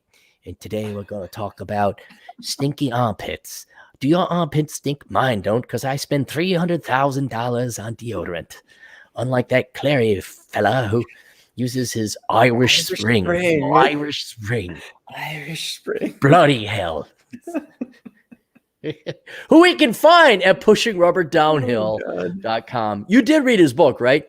Oh, yeah, absolutely. Great book. Pushing Rubber Downhill, available on paperback. Very good book. Yeah. Also, SynLib Soch, a permanent sponsor of the show. Oh, that's right. He does mention you a lot. Yeah, he plugs you on the show. Thanks, Bacon. Yep. Nonstop trade for $2. Only male groups you recommend joining? Not really. I'm not against male only groups, but there's just not that many. And your fraternal orders, your brotherhood orders, like the Elks or the Eagles or the Masons, are certainly some to join. I strongly recommend every guy find a cigar lounge, because it's pretty much an all guy group. Sometimes women are let in and they're really cool, but that's something that you're not swearing an oath or sacrificing a goat and drinking its blood or whatever the hell other cultists do, which they don't do, by the way. Cigar lounge is what I recommend. That's probably your best, most interesting, most elite group of honorable men you're going to find is the cigar lounge. Yeah, probably so. Ray John for another $2 Canadian. How many hours of video games a day is good? I don't know, an hour max. I can't play much more than an hour a day. Yeah. Do you even play video games, Great One? Every once in a while. I've just recently set a bunch up on this computer to play video games, but I haven't played that much. So what do you play, RPGs or just kind of like adventure game? I don't see you as like a first person shoot 'em up guy. I don't mind first person shooters. They can be fun. I'm not great at them. The thing I like the best is, what do you call it? Real time turn based. Yeah. Well, no, those are good too. I don't mind that, like your RPGs where you're turn-based things, but the real-time strategy, like for anyone who knows them, the Command and Conquer series, Command and Conquer and Red Alert, like those things. Civilization. Civilization, that side of thing. I don't mind. Yeah, city builders can be fun too. I played one called Pharaoh, where you're controlling a city in Egypt, and you got to do your trade and build Pharaoh and all that other stuff. How did they spell it? I don't know, Pharaoh? Pharaoh or Pharaoh? Oh, whatever. Is that theater? Is that your southern accent coming in? Oh, in accent. Texas they call it Pharaoh. It's a Pharaoh. It's the Pharaoh. I thought it was like a very flamboyant Pharaoh. Like, hello everybody, I'm Tutankhamun. Hello. Oh, dude, put a pyramid over there. And a pyramid over there. Oh my goodness, the Hittites are coming. Oh, girlfriend, just go deal with them. You should. Dude, there's somebody who's got better artistic than me. There's got to be a cartoon about a gay pharaoh. That's a great idea. Kind of on the level of humor as Venture Brothers or Archer. You go, there's a gay pharaoh. That would be great. I'd tune into that. It's funny. That is so funny. Yeah, he's got to manage the slaves. I don't know what era you'd want. There's something wrong with Hollywood. A gay pharaoh, he's just like, my goodness, so many choices. Thanks. What is thanks? Oh God, yeah, and he could have like this beleaguered, tired visor. Right, he's an advisor, but there was a visor, right? And he was the number 2 guy who would, sir, I don't think that's a good idea. Like, so he'd have the shit together. And the gay pharaoh would be of the most wonderful, well intentions, and I could totally I could totally see it. You got a lot of work with there, guys. A lot to work with. Pharaoh. Oh. Homeschool time 777. TJ has magic computer. It's rubs one out while you podcast. By the look on his face, he's taking offers. Tertiary benefit. He is also selling lotion. What? TJ Martinell? I don't know what's going on here. This one's above my. Now I gotta go watch his podcast. I gotta see what he's got. Nonstop Dre for $2. Yes, you are too optimistic, and I'm only 23, laughing my ass off. Yeah, see, now this guy was in the Marines, and he saw action, I think, and he's more pessimistic. I'm too optimistic for. Okay, no, you could be right, Dre. You could be right. Bacon for $5.56. Got to go pick up and change a tire. Another task millennials and Zoomers probably can't do. Gosh, ain't that the truth? I'll email the great one later about the upload limit on the site. Bacon, drop the bleeping $100 a year on not SoundCloud. Go like Podbean or something, and you don't have to deal with this ever again. That's it. You want to take a break there, great one, and then I got to go through some sponsors or whatever. Yeah, sure. Because I also have an article. You got any articles on your piles there that is interesting?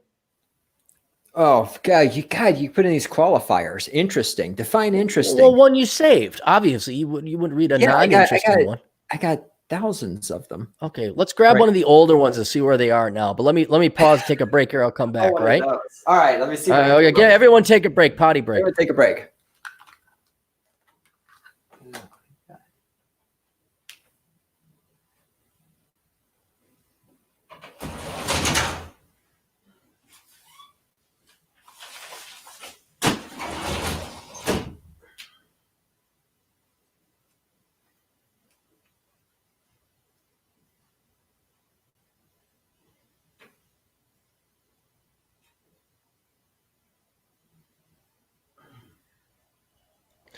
All right, let's get through the rest of that. Bacon keeps donating. And so of the goddamn Bacon, seriously, guys, tune in to Bacon's show. It's great. I enjoy it because he'll play symphonic music. That's when he's not recording in parks at 3 a.m. while drinking rum.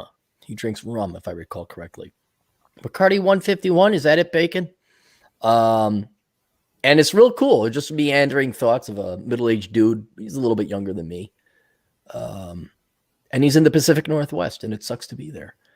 But he does need to just get a Podbean account and do that. Gotta go Bacon for another 223 homeschools talking about Last Masculine Geek show. I'll have to watch it. I didn't know what TJ was looking like.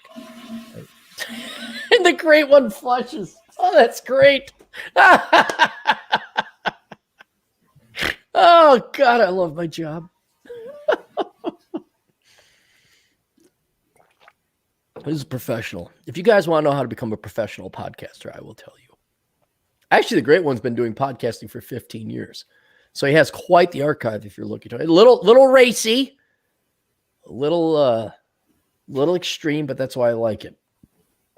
Bacon for another 223, margarita and a flask or bourbon. Okay. We'll email you too. All right, good. Let's get some sponsors out of the way.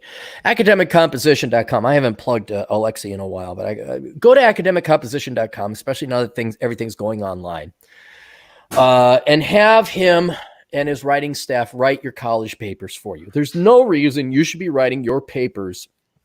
I know it sounds unethical, but it's unethical. They're forcing you to take all these liberal arts classes that have nothing to do with your major. And your TAs don't give a shit. They're making their $16 an hour. They're up to their eyeballs in student loan debt. They hate you. They hate their lives. They probably cheated as well. And I know a couple people who are getting doctorates that ended up paying for this service. All right. So all of academia is this big ass hurdle bullshit. So why don't you be smart and outsource the shit you don't want to do? Now, if you're like, in accounting, yeah, go and study your accounting. But when you got to take Marxist dick-sucking studies, no, you don't have to do that. So be smart. Outsource things like corporations do. Go to Academic Composition and have Alex write your papers for you. Alex is also always hiring people to write as well and to do marketing as well. They're not fun jobs. They're not glamorous jobs. But you can do them from home. And so if you just got laid off as you're one of the unfortunate wait service. God bless you guys. Hey, great one. You there? Yeah, I'm back. Did you have any idea how much you miss or appreciate the service industry now that it's gone? Oh, I've always had well, not always. I mean, when I was in the womb, I didn't, but I've had appreciation for service industry for a long time because I worked in a restaurant. I always try to tip 20%. And if a bad tip is like 10 or 15 and a good tip, I'll tip 30%, sure. But now it's not only the fact that they're trying to get through, even though the vast majority of them are Marxists, I get that. Right. But they're young. They got to make ends meet. I was there one time. I understand. I'm willing to toss an extra 20% standard for that. Now without them, I really underappreciated them, and I may even increase to a third of a tip because it's so nice to have other people bring your food out for you, fix it for you, prepare it for you. And most staff in the United States is really good. You ever been to Europe and have someone wait on you? No. Holy shit. It's like a government union. Nothing. I mean, the American wait person, the average American wait staff, the average American service industry worker is a professional. They are exceptional on the global scale. There is no comparison. And a lot of it is that tipping. So I think now that they've been gone and, you don't appreciate it until it's gone. I think when they come back, I might jack up, a quarter or a third of a tip is industry standard. Nonstop Dre for $2. How you podcast without a degree in podcasting? Dre, I'm not a real podcaster. We're not professionals. No, we're not real, but I don't have my doctorate in podcasting. See, but for a mere $120,000, you could go to Middlebury School over in Vermont or New Hampshire or whatever the pussies of America send their worthless, degenerate blue blood children. You could probably get a doctorate in podcasting. Then you'll know how to podcast. Then you'll know how to do that. You got an article? Because I have one. You go ahead. I'm looking through a pile to see if I got anything good. Well, here, this is keep your mind because I want to ask you a serious question. Okay. Does it annoy you when people say thank you for your service?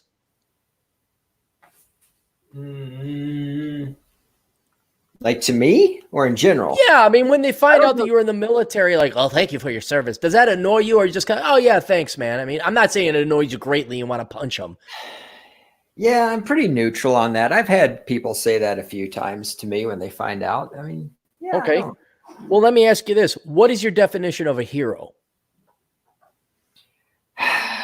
Well, I would say Adam Piggott, but now that I've seen his driving, I can't say that's true anymore. Piggott's a hero?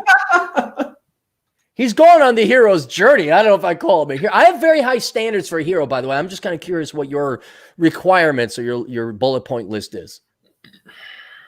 Boy, I don't know that I've really ever sat down and thought about what the bullet point list is.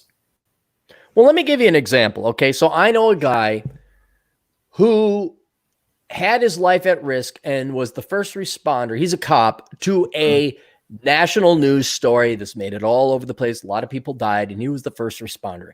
And he got the highest medal you can get in the United States without being in the military. He was at risk. He had to kill people. He's a real fucking hero. And I guess the only requirement that I have is that, like, you put your life at real risk. Mm-hmm. Like, it was in the heat of the shit, and there was like a 50-50 chance you might make it out.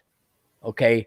I think facing death, going into a situation where it's like, this is like blackjack, this is like roulette. I got a 48% chance. And whether you come out of it or not, that doesn't mean not that you're a hero, but to be called a hero, this is the, I don't know, paradox. You need to make it out of it. Like, you needed to have won to become the hero. So you need to live. You know, the guy that charges the bunker throws the grenade in, but then he gets wasted. He took out the pill box, but he didn't live to enjoy being a hero. So in a sense, yes, he is a hero, but to you actually be a hero, you need to survive and make it. This is not to belittle anyone who didn't make it. You see kind of what I'm going here, like how high of a notch I require a hero to be? Yeah, I think so. I get what you're saying. Yeah, because I mean, I think you can die and you're a hero, but I mean, you don't know about it because you're dead. So right. I think all right. So what is a hero? I think I agree with you that, yeah, your life has to be on the line. You got to be putting a lot on the line. I think I would add to that, though, is you got to factor in, what are you putting your life on the line for? And if it's something like, you know, having been in the military, you know, you throw yourself on a grenade to save your buddies. Okay, you're a fucking hero. If you threw yourself on a grenade to save a bunch of women, you're a white knight. What if they're good women? What if it was the Libertarian Convention of volleyball player girls with red hair and big tits women convention, and you threw yourself on a grenade? Now, would you be a hero? Well, that's what I'm saying. Okay, in that case, maybe I could say yes. I'm just saying that why you're putting your life on the line factors in. You know, if you're running into a burning building to rescue your wife or your child, okay, maybe you're a hero. If you're running in to rescue some woman on welfare that you don't know, you might be a beta male. I disagree. Well, how do you know she's a woman on welfare? You don't. This is all theoretical. Okay, all right. I'm just saying that why you're putting your life on the line does factor. Well, I just have this, not a fascination, but I'm very curious what qualifies as a hero nowadays, because everyone says, like, oh my gosh, the real heroes are the nurses and the doctors. No, they're not. Well, and here's where it's a gray area. I see where you're going. They are selfless. They're putting themselves at risk, but they're not under heavy fire. Well, unless they're old or sick, and some some of these doctors who are old and they went there and they got killed by coronavirus. All right, I'd say that's a high risk group. But when you're 27, and yes, it's selfless, it is great. You're a better person than me. Are you a hero though when there's a 0.5% chance you're going to die? Right. And see now this too. Are they putting their lives on the line? Okay, if the medical professionals in the hospitals are putting their lives on the line, then that means they're doing something wrong. Because, I mean, I worked for 8 years with bioweapons. Yeah, you did. And you know what? I never put my life on the line once. You know why? Because I always used the proper protective equipment and the proper procedures, and the chances of me being exposed to the agent that could kill me were zero, because I did things correctly. So if these doctors and nurses, I'm putting my life on the line, okay, then you're doing something wrong. Okay. Because you should not be putting your life on the line. You should not be putting yourself in a situation where you can get the virus from the person who has it. If you're doing that, you're doing it wrong. Let me provide some context, okay? Yeah. Are teachers heroes? No. Okay, that's what I'm really going for. Like, I can see now, because I have a very, very, very high standard for hero. Like, hero is the guy. It's John McClane. You know, he beats all odds and he comes out of it alive. Okay, that's a hero. Okay, greatest Christmas music movie. And again, not to belittle the people that died trying to be a hero, but I think you got to live to be a real hero.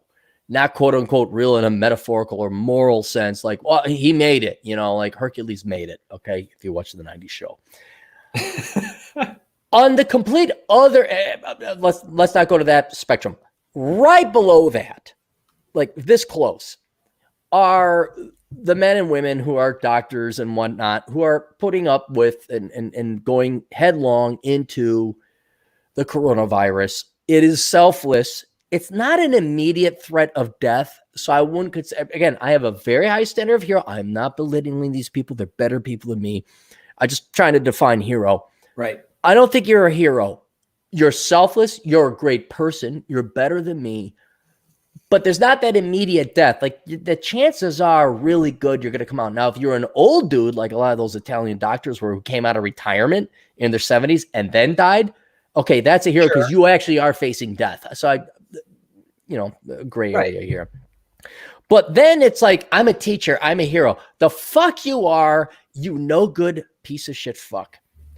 And so hero has been so diluted in terms of a definition and having any kind of meaning that I kind of wanted to get your opinion on what constitutes a hero. Yes. I mean, got it? Not that you've thought about this yesterday and now you have a bullet point list, but do you have any input? I mean, not really yet beyond what we've just discussed. I mean, yeah, I agree. It's putting your life on the line. And why you're putting your life on the line factors in. I don't know that you can be a hero without putting your life on the line. And it does have to be an immediate threat, like a real serious threat.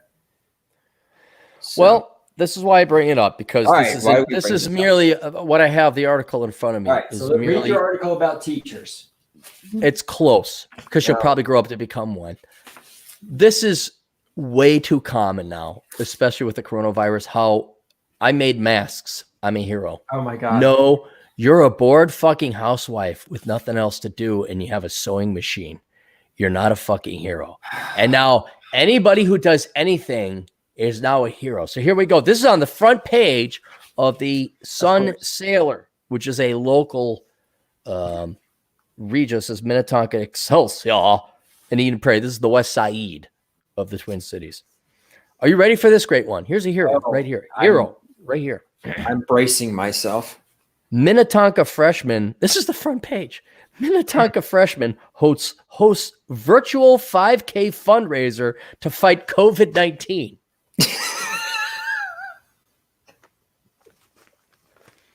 I don't know where to begin even with the title. You're a freshman and you host a virtual 5K? Well, what's a virtual 5K? Are you running it or not? Are other people running it or not? Is anyone running? There's a fundraiser. What she's raising funds for, I don't know. Trump's printing off all the money. And then she's going to fight COVID-19, which I've never fucking understood about these walks. Walk to cure cancer. Walk to cure children's poverty. Walk to cure racism. It's like, I'm very, very confused right now. How does a bunch of pasty white motherfuckers walking end childhood poverty? How does a bunch of you assholes walking create the cure for, I don't know, malaria? Right. This made the front fucking page. Now, admittedly, it's not the New York Times, but even then it would be even worthless. And then this made the front page. I'm sick and tired because this is like the local news story. Right. I'm seeing this like Tilly McGoo decided to start sewing masks. And then they interviewed Tilly McGoo. Well, I have a sewing machine and I had fabric. I started sewing masks. I have so much free time. She is a local hero. No, she's a bored fucking housewife in the middle of the suburbs. And now I got freshman. Her name is Maya Moore. And what, she filmed herself running on the, I didn't read the article. I don't read the articles. I just look at the chapter to keep it original. But is this a hero? Great one. No, this is not a hero. Maya Moore is not a hero? No. But she's on the front page here of the Sun Sailor. I'm not sure I care about that. I'm being told she is this is maybe not a hero, but a very important. This is very important. This is not a hero. Great one. She is raising money to fight COVID-19.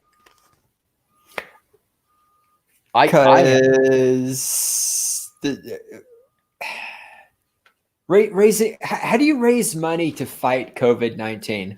You know who's raising money right now? Where's Investors. the money going to go? I mean, does the CDC not have enough money already? I mean, dude, the private sector, we're throwing enough money at Merck and Pfizer. I'm sure they're working on it right now. There's a couple billion invested in it. I just this bullshit. And it's okay. I understand. Maybe this is the local rag newspaper and Tilly Magoo's mom sits on the board or whatever. And, oh my God, my daughter made it to the front page because I made it so. Oh my goodness. Minnetonka, yay. But when they make it seem like it's on the news every day too. Have you not had those local news piece stories in Colorado? Oh God, I don't pay attention to any kind of local news. Oh gosh. I watch the weather. So but then the local news, and it's filled with all these Amy Johnson of the XYZ County. She needed to do something. So she just, and it's the lamest shit. It's not like they got a lab and she tested a bunch of samples of viruses in Petri dishes. It's like she had some cloth left over from her great-great-grandma. She says, oh my gosh, I could cut it and make masks. But she paints funny little pictures on it, and they're little dogs. Oh my goodness. Dogsagainstcorona.org. You could give her, this gets actual fucking playtime. So I don't think I have to read through the article, but would you want to indulge me? You want me to read through about this hero? It's your podcast. The new definition of hero here is a freshman who raises awareness for a fundraiser to fight things on the interwebs. Yeah, by John Sherman. Leaving her couch. Not long ago, while she was out running on a trail by herself, Minnetonka High School 9th grader Maya Moore had an inspiration. Oh, she has a passion. Oh, passion. A member of the Minnetonka track team, Moore is like every other Minnesota high school athlete this spring, as everyone awaits word on the potential starting date for spring sports, missing the chance to compete against others. Because was she ever going to? Okay, great one. Let's say she won the gold in the Olympic event, right? That's like the pinnacle, right? You're an Olympic gold medal athlete, right? Sure. Yep. Does that solve cancer? No. Does that put food on the table? No, it doesn't. So all your high school sports, all of you, I need all you high school athletes to really listen to this. And I know I'm going to sound like a dick. It's a waste of fucking time. It's good for you. It's good for athleticism and enjoyment and discipline and to be the best. Mm-hmm. Sure. But in the grand scheme of things, it's fucking pointless. And if you really want to do something with athleticism, particularly the ladies, is please continue it so you don't become a lazy fat ass fuck. Right. Missing the chance to compete against others, Moore decided she would organize a virtual 5K race, not only for the high school runners, but for the athletes of all ages. She's calling it the Stronger Together Virtual 5K. Oh, God. Stronger Together. Oh. See, there's an Orwellian phrase. She's a hero. She's a goddamn hero. Fuck you and your service in the military where you got shot at. This one right here, hero. Diversity is our strength. We're stronger together. No, we're not. Not if you're a parasite. You and I are not stronger together if you're a parasite. All proceeds will be donated to the Twin Cities United Way, which how many problems has the United Way solved? God, zero. None. Zero. Which hosts a COVID-19 response and recovery fund. Oh, I'm sure they do. I'm sure they got their money. I'm sure you can make donations to the United Way and it goes to pay for some salaries. Maybe some money even makes it into the hands of the people. I released information about the race on March 30th. Released, you just posted shit. And we already have 20 people signed up. 20 people, great one. Holy shit. Holy smack. 15 of which are her friends and family. Moore said on April 1, I sent emails to 150 Minnesota high school track coaches this week. Here's what we are doing. The goal is to get active and support a good cause. I want to support a bad cause. You know, like, hey, we're gonna get drunk and vomit on ourselves. We're gonna get drunk and be belligerent in a public park and scare little children and their moms. Yes. Front page fucking news. This is worth somebody's fucking time. Can you understand that? Dude, like there's better front page news on the CSU Collegian. My God, this is terrible. See, but it makes me wonder, like, okay, I set up a website for free, like blog, you know. Yeah. COVID19resistors.org. We're a strong, independent, moral community, blah, blah, blah, blah, blah, raising awareness to blah, blah, blah, blah, blah. Make your donations here. And then do I get a spot on the local news? Aaron Clary, local blogger in Arthur. I needed to do something. So I wanted to raise awareness to bring attention to that. And that's why you could donate to me to my virtual video game playing. Watch Aaron play video games on his website. The race gives participants a chance to get out of the house for some physical activity because you couldn't before. Right. No. Unite our community. I thought it was virtual. Unite our community. I thought it was a virtual race. How are you getting exercise with a virtual race? Oh, don't question the Womans, great one. This is a young, strong, independent woman. Oh, you're right. She's girl boss. No, we can't give her that much. She's just a friend. She's 14. I'm sure her parents put her up to us. The race gives oppressing her. She could be a girl. I am. I'm male. I wake up daily oppressing women all the time by my natural existence. The race gives participants a chance to get out of the house for some physical activity, unite our community in time of isolation, and raise money for the Twin Cities United Way. Which, once again, name me one thing the United Way has solved or cured. Participants are asked to run 5K on their own and submit their times.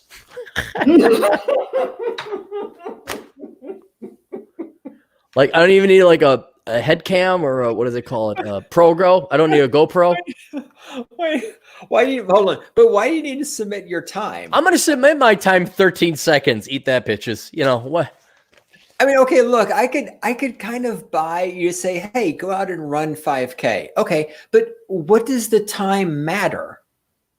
Like how does it competition? I understand, but what, we're going to do the honor system? Right, but it can't be a competition because there's no control. There's no way to control. I know.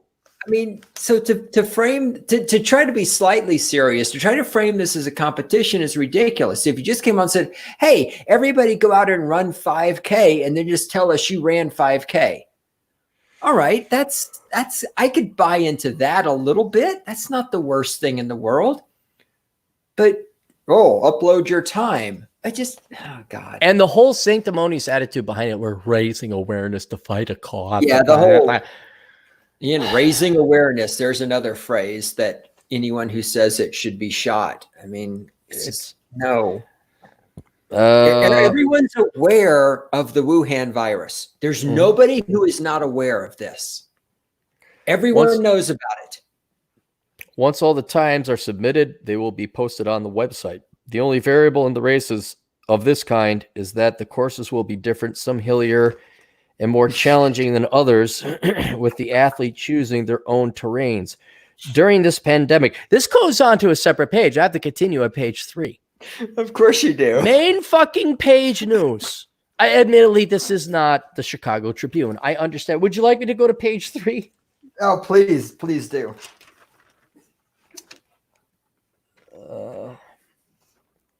Rather isolated, helpless, and scared, running can provide an escape for anybody, Moore said. Runners can compete the race on the road, on trails, or on a treadmill. You know, you could run on treadmill. I'm glad she told me this. Moore usually runs by herself, but on occasion she will bring her dog Tucker along so that he can get some exercise. Minnetonka girls track coach. Run faster, longer. There you go. There's Aaron Clary, track coach. Did you run longer and faster? No, do it again. Keep going. Keep going until you run longer and faster. Hey, it's left and right and repeat. Maybe it's right and left and repeat, but I don't care which one you start off. Just go do it longer and faster. Longer and faster. Jane Raymer Morgan applauded the young girl's enterprising spirit. This is enterprising. This is very enterprising. You know what's more enterprising? Girls showing off their tits, once they turn 18 on the fucking... I'm being deadly serious. It's more enterprising than this shit. It's a terrific idea, Raymer Morgan said.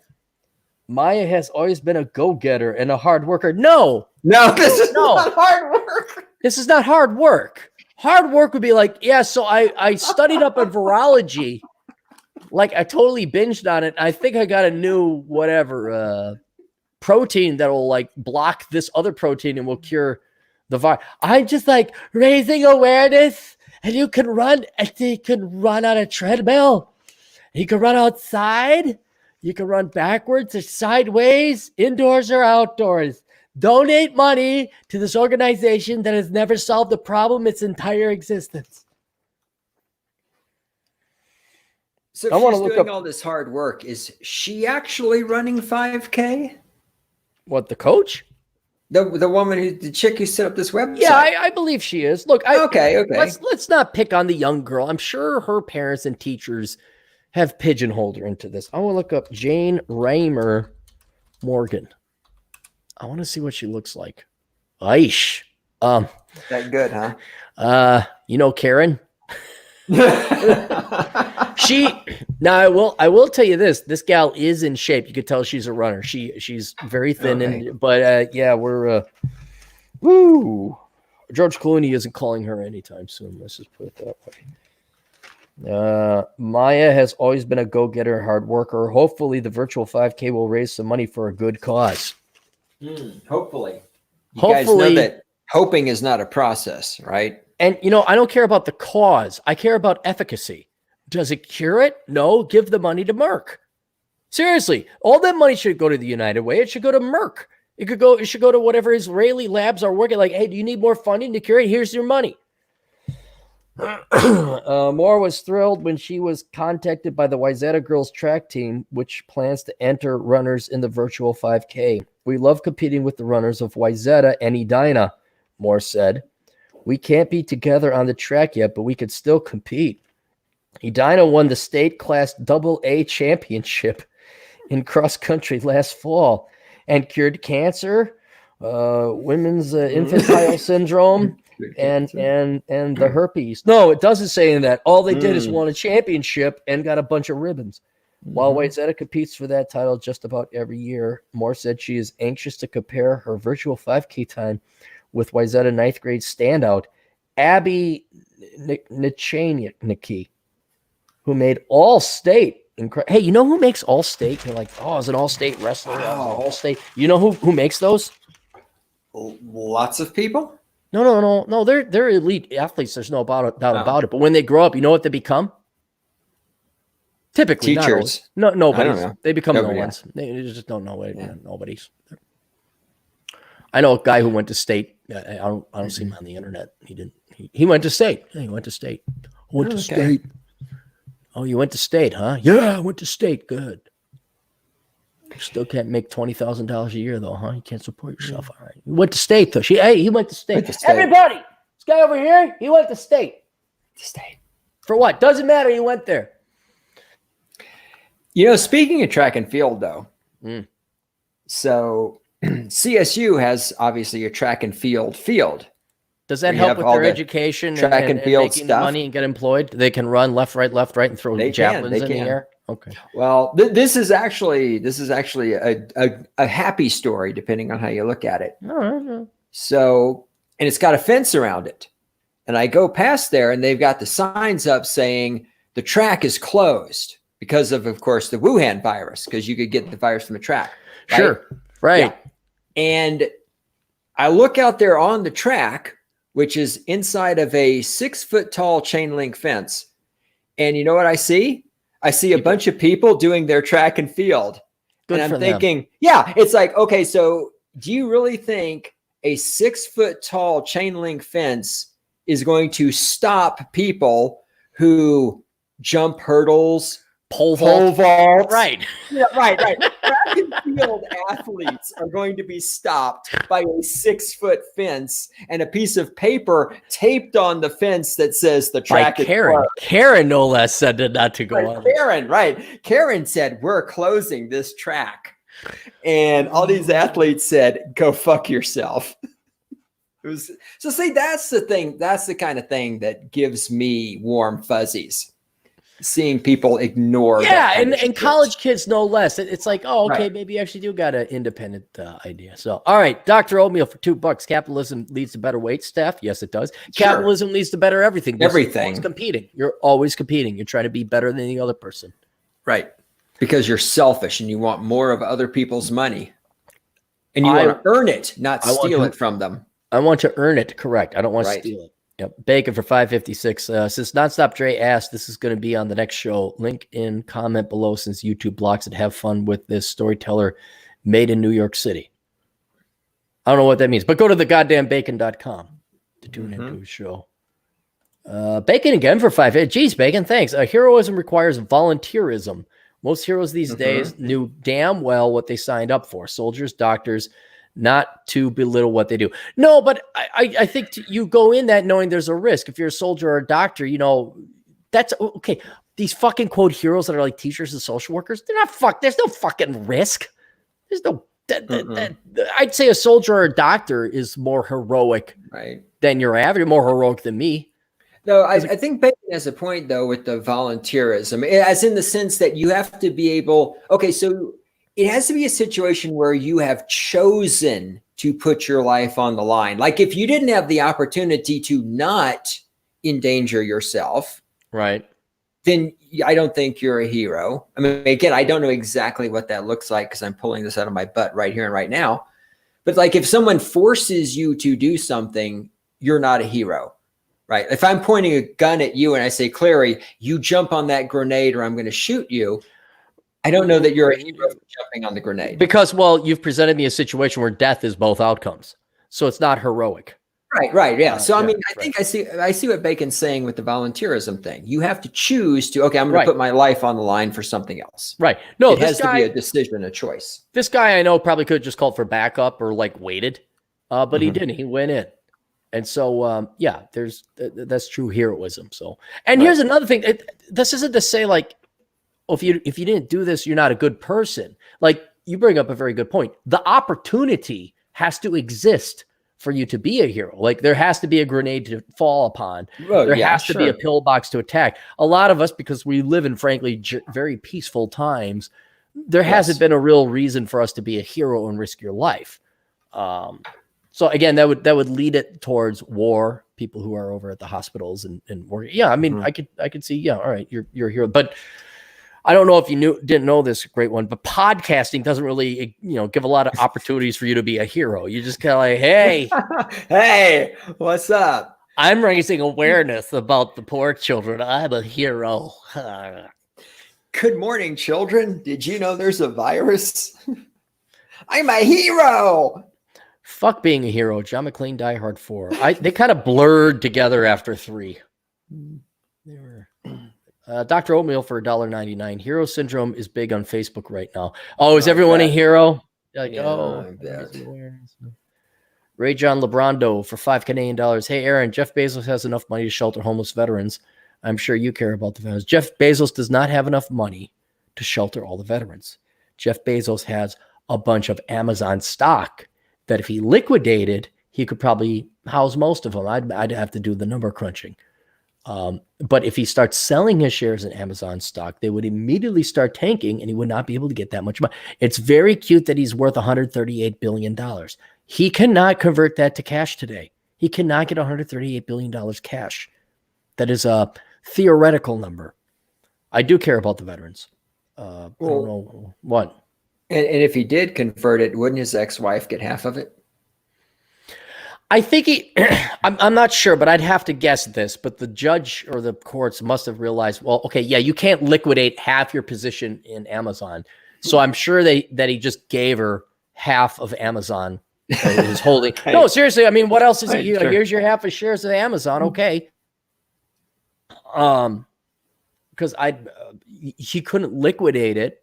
Man. I don't, because she wants her money too. And he's like, well, look, if I liquidate all of it, you're going to get like maybe 3 billion cash max. Now, do you want 48 how would billion you in live Amazon? on that? Well, but here's the other thing. Amazon stock pays a dividend, I'm sure. So there's a income generating potential of owning the stock and not just getting the cash. So that's true. Dr. Oatmeal for $5. Join Walkers for Healthy Knockers and wear pink cap. Walkers for Healthy Knockers. Is that a thing? For healthy knockers. Walkers It's not, for it should Healthy be. Knockers. Please tell me this exists. Please tell me this exists. It exists. Somebody that picture, they have pictures? TerraMet blog. This is from 2006. Walkers for Healthy Knockers. I figured that title would get your attention. For the third year in a row, I'm participating in the 9th annual Revlon Walk Run for Women Cancers. Breast cancer. 5K. Oh, it's not. Blah, it's not. blah, yeah. I see. Okay. She walked for it. Now, great one. This is by a woman named Tara. This was written in 2006. She walked for women's breast cancer. Okay. Is breast cancer cured? Well, yeah, actually it is because she walked. Oh, good. She walked for it. Okay, good. Yeah, there's no more breast cancer. We're done. We're all. Hey, so far I've raised $210, just shy of my $40 of my goal.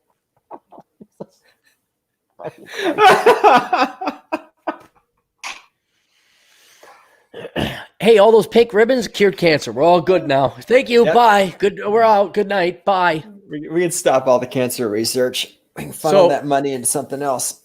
So, Dr. Oatmeal didn't know it, but there was actually a Walkers for Healthy Knockers written over 14 years ago. Or maybe he did know. Who knows? Maybe he did know. Yeah. I mean, Ray John for $5 Canadian. Studies show tax cuts do some good. What studies, Ray John? I could pull a study. I could pay some academic to come up with a study that proves whatever you want to say wrong. Academic studies have no value. None. None. They're all biased and they're not replicatable. Studies show tax cuts do some good things here and there, but it doesn't boost the overall economy. There's tons of studies. Start listing them, because here's the thing I'm going to show you, Ray John. With maximum taxation, that's called communism, people die and are in poverty and starvation. In capitalist countries where the taxes are very low, namely, modernly speaking, Hong Kong, Singapore, Cayman Islands, Monaco, you could argue the United States, but we'd have to go back in time. No, you're wrong. You're just wrong. I don't care what your studies show. I know history shows the complete opposite. And I don't care what the studies show. Even if the study showed, oh yeah, higher taxes results in higher standards of living. I don't give a damn. It's a principle. It's not your fucking money. You are not owed other people sacrificing their life so you might live. This desperate need to justify stealing other people's life. That's all it is. And that's what pisses God. It just enrages me beyond words. Just these people who their entire existence revolves around, well, how do I justify stealing things from other people? Right. And that's the whole point is I find economics hilariously pointless. It's pointless because Paul Krugman, let's operate on a very optimistic premise that he's trying to help out society. Let's say Paul Krugman is right, that we really just do need to redistribute wealth and it increases standards of living. Let's just say it. Let's say we figured out how to be Norway minus the oil. We figure it out. You're still stealing other people's lives.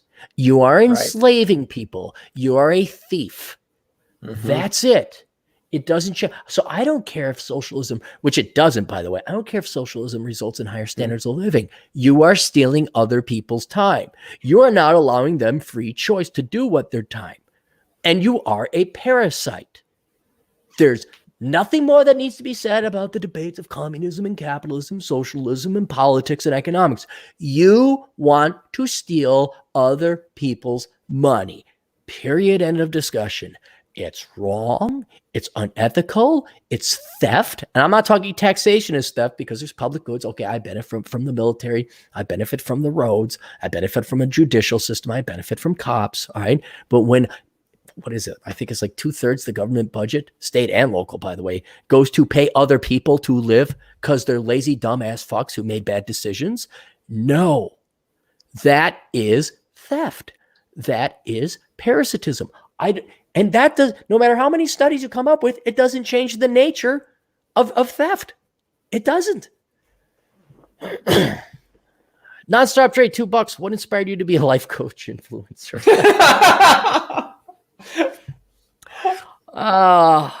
It was life beating me into this. Life will put you where you need to go. It's just probably best if you learn to pay attention and capitalize on it earlier than later. Because if I had just followed what society was telling me to do, I'd be a decade ahead of time. I didn't choose this profession. The world chose me to do this.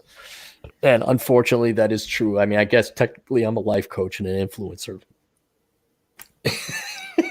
You're an influencer. It's so shameful. It's just so... I mean, and we do good work here. Like, I do help out people, but it's not like the Tony Rowe, be your best, or Ty Lopez. Like, I'm like, stop being a lazy, no good fucking major in hard shit. Spend less than you make. I mean, my shit's real. I'm not like, you're here for yourself and do the best, and they follow that advice and they fucking ruin their life anyway. You follow my advice, no guarantee, but you're not going to fuck up like I did. The temp is $555 for $5 Australian. Those board bids should be fined for their homemade masks. Bints, I think, is what these guys are reading text to the thing. Won't confer the proper protection and are putting people at risk. Not a hero, fake news. Yeah, I've seen a lot of colorful masks. People have been getting all creative with their masks. Oh, yeah. Because it doesn't have the micro filter level to keep the virus out. Oh, by the way, guess where I went today? The bathroom. We went to the Trader Joe's. No. Oh, Trader Joe's. Okay. Because you got a new one open, right? We got a Trader Joe's here. Oh man. Whew. I'm pro Trader Joe's now. Are you? I used to be against Trader Joe's, but now I've seen the hustle of their employees and the business model. That's a hell of a business. And I'm very impressed with the employees. The clients I still don't like, but the employees and the owners, they know what the fuck they're doing. But we had to go to the Trader Joe's to get the food today. And we stood outside in a line and everybody had a mask, but only 1 in 10 had a legit mask. Everything else was like, Winnie the Pooh mask or something that they got over at Michael's Fabrics. Like, I made a mask out of this.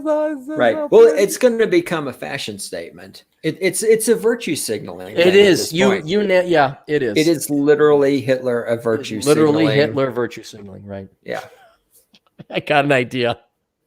What if I got a mask? It just had a swastika on it. Yeah, like a fucking Nazi. Oh my god, I love that. All right, I might wear a mask now. Oh, that would be great. No, wait, no. Oh, I gotta do this. No. Yes. Don't. Nobody in the listening audience is just everyone do that. This is brilliant. Pig is laughing his ass.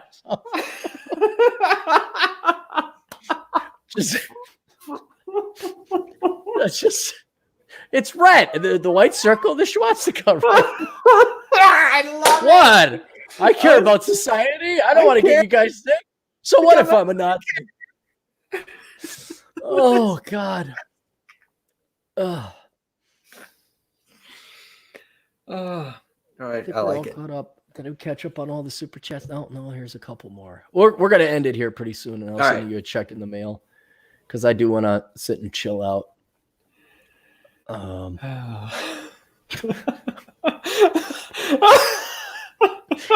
going for my mind.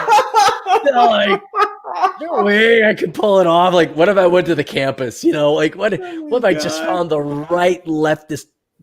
Like, I went to the most liberal boomer part of the Twin Cities and just had my Nazi mask.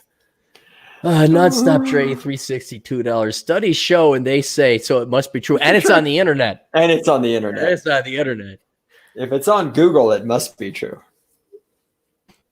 DJ Aftershock for $5. At the U of M, you can major in evaluation studies and comparative and international development education. What the fuck? Plus a PhD of ed policy, so you could be a leader. Yeah, you could be a leader. Mm-hmm. the U of M Carlson School had this seminar on like becoming a leader. And I wanted to rip it apart, but I just didn't have time. I think the word's out that these leadership seminars in business colleges are bullshit. Bacon says for 223 sent you both the New York podcast certification link on Twitter. All right, cool. Thanks, Bacon. Cool. Thanks, Bacon. Let me go to the. Shall we take another break here, real quick? Sure. And then we'll finish it up. And if anybody has any last super chats or something that you wanted said, to go ahead and make the donation. But we'll be back here in a minute. All right. God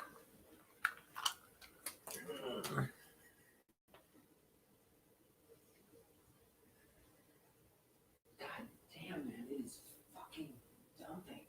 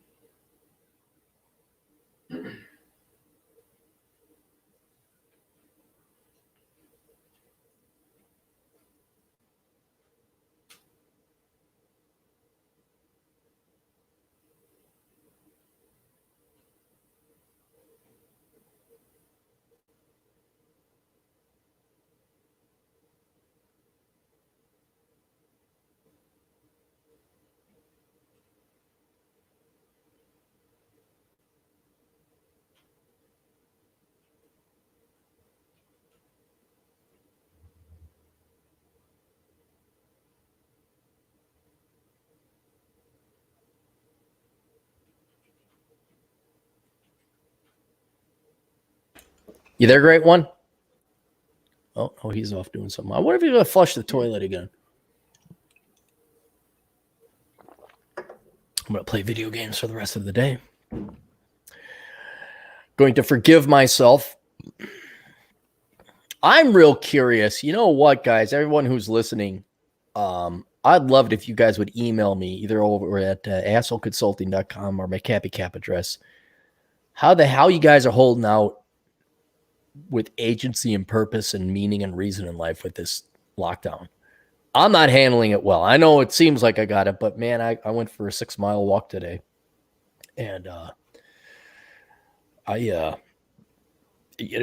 it. And then you get back and I'm like, and the irony, you know, Bacon's been donating a lot of money. Thank you everybody for donating a lot of money. But it's like, well, what do you do? There's no celebration. I think that's what it is. Like everybody, you're used to this cycle or this.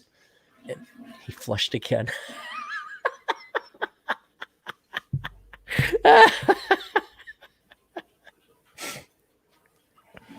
But the investment and then the reward, like you go to work and like, oh, and maybe you don't go to a 5-star restaurant, of course, but you get yourself a beer, you allow yourself a good meal, or you treat yourself to Taco Bell. Although now that's all that's really available now is Taco Bell. Well, ever since the Great Wuhan hoax, all restaurants are Taco Bell. I got you flushing the toilet twice on this podcast. This is nice. Great. Yes. I love it. Hey, I'm out of curiosity. I do that just for you because you're the one who said, "Yeah, leave the door open." Says, "Yeah, absolutely." I'm very curious. I mean, this is off tangent. I know we said we're gonna limit it down here, but I've always envied your lifestyle in that you have this simple life. You have your apartment. You are a minimalist. But now with your new apartment, which is not grand, it's a 2-bedroom, so it's very fancy. It's nicer than what you're used to. But you got that wood burning stove. I mean, how are you holding out psychologically during this? Because I'm imagining you're doing better than the average guy because you're perfectly fine taking a month off. Yeah, I mean, honest to God, man. See, this is, what's the word for it when you're in conflict with yourself? Shit. Anyway, whatever that word is that I can't remember right now, this is it. Like on one hand, I really want this to end soon so the economy doesn't completely tank. Right. On the other hand, I would really love it if we extended this all the way through whatever it is. What's this, April? We could go through May. I'll take May off. I'll stay at home the entire month of May, go back to work on June the 1st.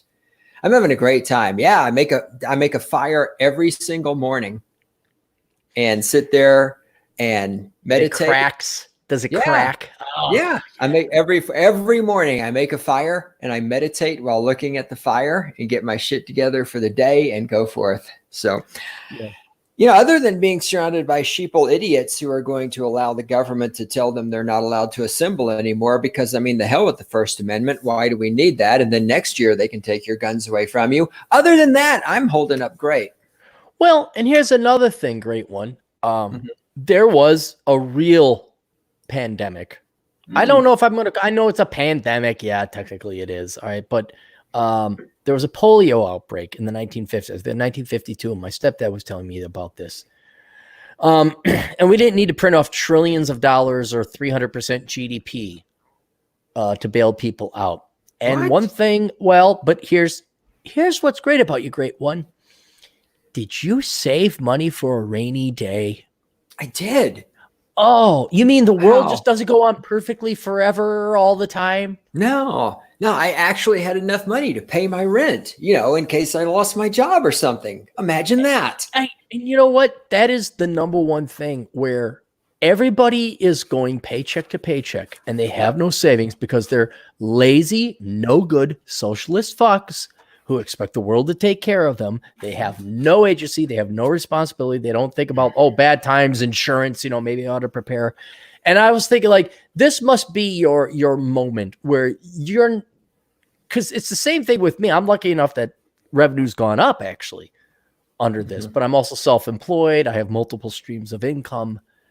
And I try to remind myself daily, wow, I'm not the poor barista or waiter. And I have friends who are actually in the service industry, younger people, of course, but I'm like, God dang, are they all right? But I went through that too. I had my bad times, but I'm just super thankful that I have money in savings and that I had the fiscal discipline, 7 years feast, 7 years famine. I'm just wondering this whole the financial aspect, the financial crisis aspect of this virus could have been avoided if we simply went back to common sense, evil 1950s, spend less than you make, a penny saved is a penny earned type of thing. But you are one of the few people that actually did that. And so I imagine you got a month and a half off where you get to go hike, you get to go get your coffee, you get to watch. Not today, obviously. But. Well, right, but tomorrow will be 80, because of the bipolar weather. Yeah, exactly. So I imagine you're fine with this, but you will inevitably want to get back to whaling butani, I'd imagine. Yeah, eventually. Just like I say, not too soon. I'm really enjoying the time off and getting productivity. And it really was a weird shift too, because even when I wasn't at work, if I had time off or whatever, I still always checking the work related email and just responding to people, which is fine. It's 20 minutes out of a day or something, you check your email, bang. And it's good. But this is the first time in a long time, since the last time I was unemployed, that I've just not had to even remotely think about dealing with anything, for anyone else, for job. It's anything that's not directly related to me. And so I'm kind of enjoying it. And the preparation. Again, the panic buying, all of that. Yeah. I didn't do any panic buying. I've already ranted about this enough times on my own podcast, but it's I have toilet paper, I have paper towels, I have alcohol, I have disinfectant. I always have enough food that I can go 4 weeks without buying food if I have to. I got firewood, I got water, I got I have everything. And I've saved up money. Right. And you got these people, again, I ranted about this, but I'll throw it out for your audience. We've all seen the study, right? That people, this whatever percentage of people. Was it the study at theysay.com? Theysay.com, where they say that, X percentage of people don't have $400 for an emergency or whatever. Yes. Okay. Yes. But these people who don't have $400 also don't have toilet paper Right. or food for 4 weeks or jumper cables for their truck, or it's like, so what are you doing with your money? And I'm just sitting here. I have money. I have stuff. I have money. I have money and stuff. Plus, you got I a wood burning stove. I can stay home. Yes. I'm great. It's fantastic. This is the only bad part is, not a lot of girls to talk to in my house, but other than that, it's great. No, I just, because I think like it's like, oh, I don't got to go to work today. And you have your cash and the value that comes from not having the panic or the work. Like imagine you're like hoping really, how many millions of people does this describe right now? Where they're like, oh my God, I can't pay rent until I get my Trump check. Right. Which is going to be one time. And then what are you going to do next month that they extend? Exactly. It's so amazing how, that's not amazing. It's totally expected. Where such a lazy, idiotic paycheck to paycheck, like that is the cause of the financial crisis. Right. But in your case, and the few of us that did, it was like, it's just a vacation. But I don't know about you, but me, I'm kind of like, okay, the vacation can end now. I want to get back to normal.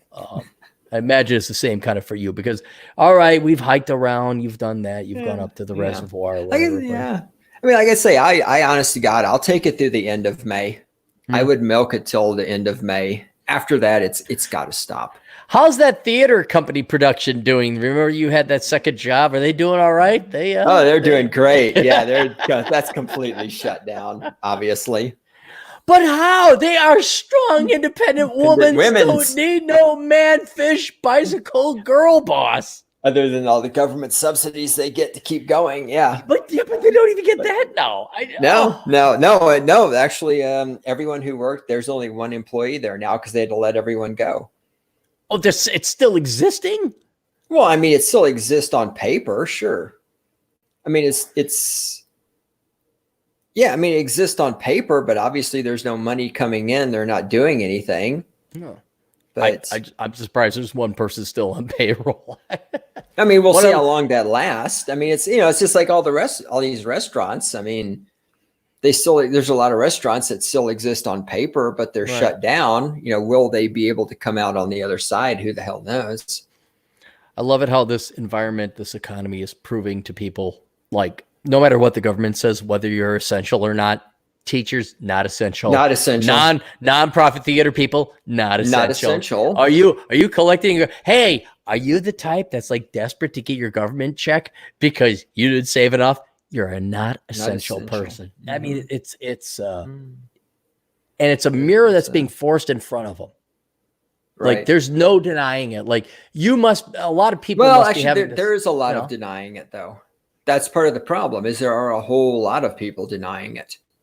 What, I mean, saying the teachers who are posting on Facebook about how they're heroes. I mean, they're denying it. They're looking it straight in the fucking face and they are denying it. Well, I agree with you. They are denying it right straight. But like deep down inside when they cry themselves to sleep because no man, fish, bicycle, catnip, they know deep down inside they're little kids, their little attention fix is gone. Mm-hmm. The teachers have got to, because teachers really do suck off the life of younger kids. They really do live. They are vampires. And now without them, I'm really curious how most teachers, not all of them, there's some good teachers, of course, but most teachers are just, they've really got to be having an existential crisis right now. Like, what's my value? Am I really even needed? I mean, they'll never say it. They'll never say it. But deep down inside, they're like, oh my God, I could be replaced by YouTube. And yes, you fucking Quanta-ha-has and Quanta-ha-hers, you can. You can be absolutely replaced by YouTube because you're worthless. You fucking offer nothing of value. See, this is you being way too optimistic. I think you are giving 90% of teachers way too much credit. They still think they're valuable. I think the number of teachers having an existential crisis about their value is literally Hitler 10% or less. I think you're even deep down inside with it, like they get really. They actually believe it. This is not just some surface delusion. This delusion goes all the way to the core of their existence. I absolutely think that 90% of teachers are nowhere near what you just described. Interesting. I always had this theory about deep down inside, like No. the black guy who blames Whitey because of his poverty, deep down inside knows it's because of the 5 illegitimate children he had and all the alimony he's got to pay. I have this theory that deep down inside, the strong, independent woman who needs a constant bailout knows it's because she majored in worthless shit and didn't want to do math. And that's like deep down inside. I mean, the facade, 98% of the brain power is going to believe in the facade. The gal whose husband cheated on her, she like, oh, well, he's a dirtbag. It's like, well, deep down inside, you know, it's because you're 280 pounds. I still believe in that a little bit, but you're saying the teachers are that indoctrinated. They really think they're that valuable, huh? I really do. I don't think many people have that deep down inside. Wow. That's the darkest thing I've heard this year. You could be right. Thank you. That's one of the nicest things that's been said to me in a while. You and Dre can also like Dre and you could be on like that black pill.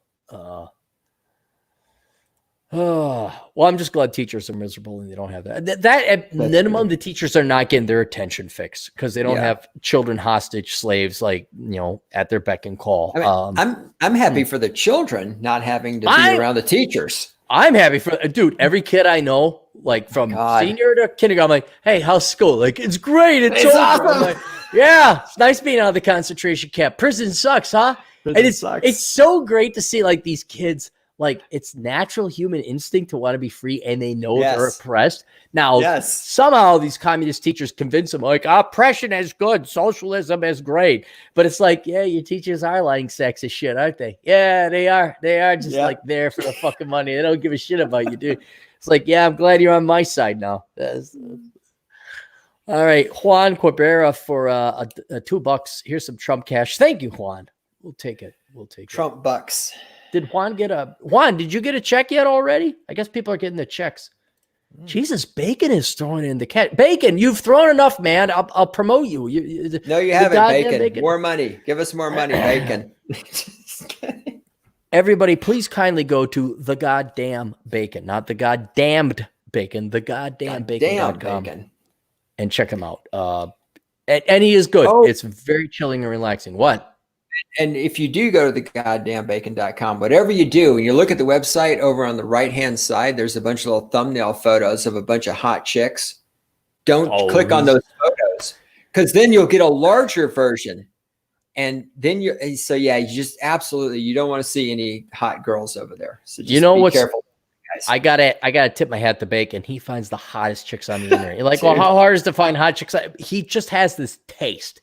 He has this panache. There's a lot of hot chicks over there. But they're beautiful on top of it. This is just some chick with big tits. He just like finds the right ones. I'm like, damn, Bacon, what fucking subscriber service are you on?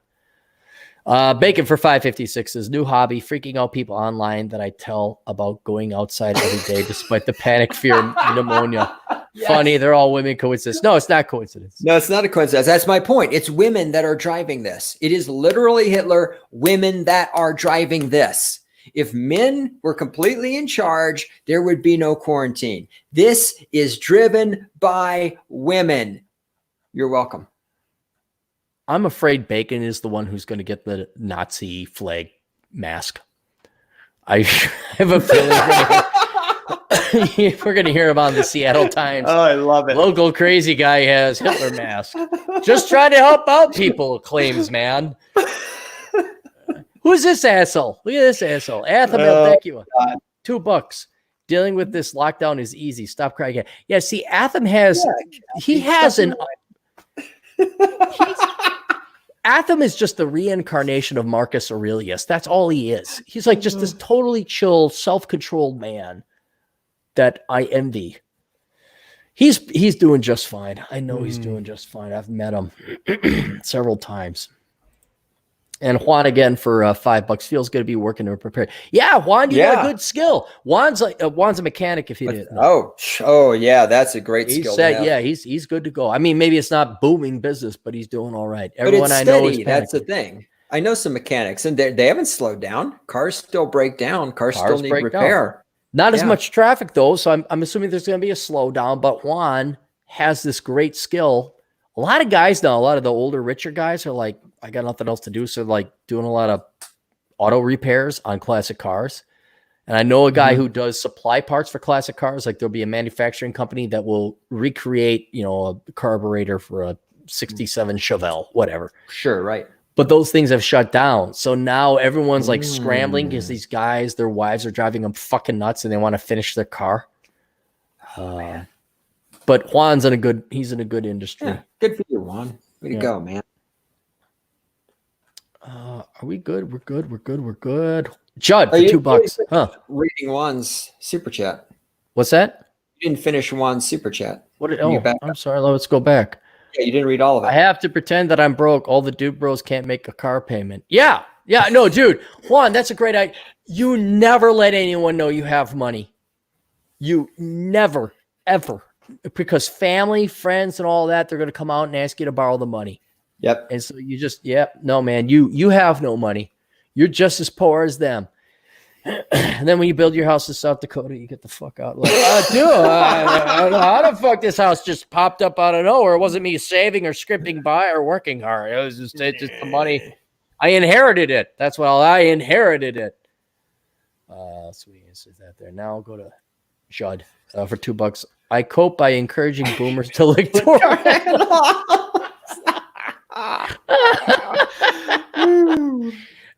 Carl Hopf for $1. Look, he's got a little dog there. Look, that's a cool dog.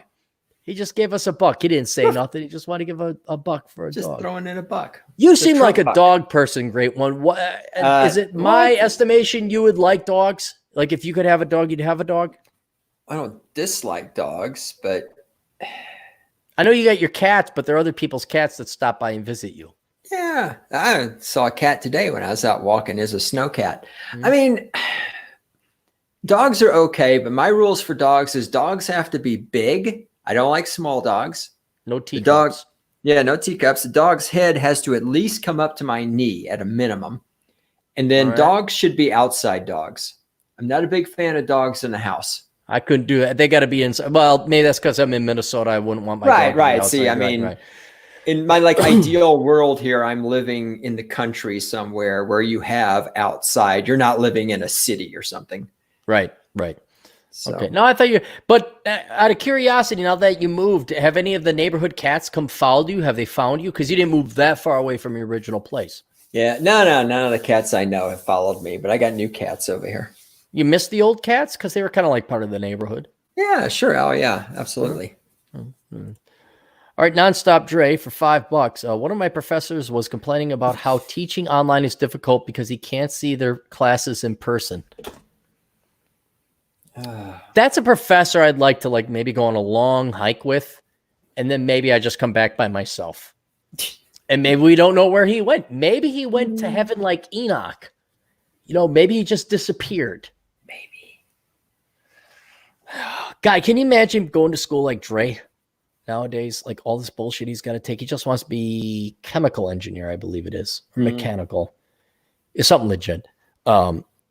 And all this, and here he's a black dude, and he's got to listen to this diversity bullshit. It's like the White Man's Curse. Was that it? Or was that a movie or a saying? White Man's Curse. It's a saying. White man's burden. That's white man's burden. Yeah. White man's burden. You know what the black man's burden is, or minority person's burden? Because this happens to all dude. None of you are escaping this. In a general sense, yes, related to that. But if diversity is so fucking uber important, we're going to force everyone, white or black, Hispanic or Asian, to take all these fucking bullshit classes. And so there's got to be millions of minority, non-white dudes and dudettes who are like, oh, what? I know, fine, we're oppressed. How much am I going to pay for this class? I got it. I'm oppressed. Hate Whitey. I got it. Can I go fucking major in accounting now? See, because that's their burden. It's the non-white man's burden now. Because you all voted Democrat. You all have this Nazi fucking indoctrination bullshit. We can't go to school for 2 years and get the exact same education. No, we have to spend an extra 2 years learning this fucking crap that nobody... Look, does anybody, no matter what, color or race, do they like going to sexual harassment training? God, no. Too bad, motherfucker and motherfuckettes. Oh you voted for this shit. Now we all get to suffer. So I feel bad for Drake because, you know, Atham had the same thing. Atham had some class he had to take, and the teacher was talking about oppression and that, and then Atham pulled it up, and he said, yeah, actually, I'm sick and tired of this bullshit, and I think maybe we should just study what we're talking about. And students stood up and clapped because no one wants to sit there and be lectured about politics. No. So let me tell a story real quick about affirmative action. Then we're gonna get to Josh Landham. We keep letting black people in. Josh is black. God dang it! So back in the day, I'm at this college, and we got to take this sexual harassment training. This was many years ago. This was long before Me Too. Before sex even existed. Right. So we got this little beta male guy, and we got this chick who are doing the talking about sexual harassment and stuff. And they're showing us this film, and in the film, the guy takes the girl out, and they're in the car, and she says something like, "Hey, can you loan me $20?" And and somebody in the class blurts out, "You want $20? You got to earn that, and you know how to do it." Okay, so the two people teaching the class, right?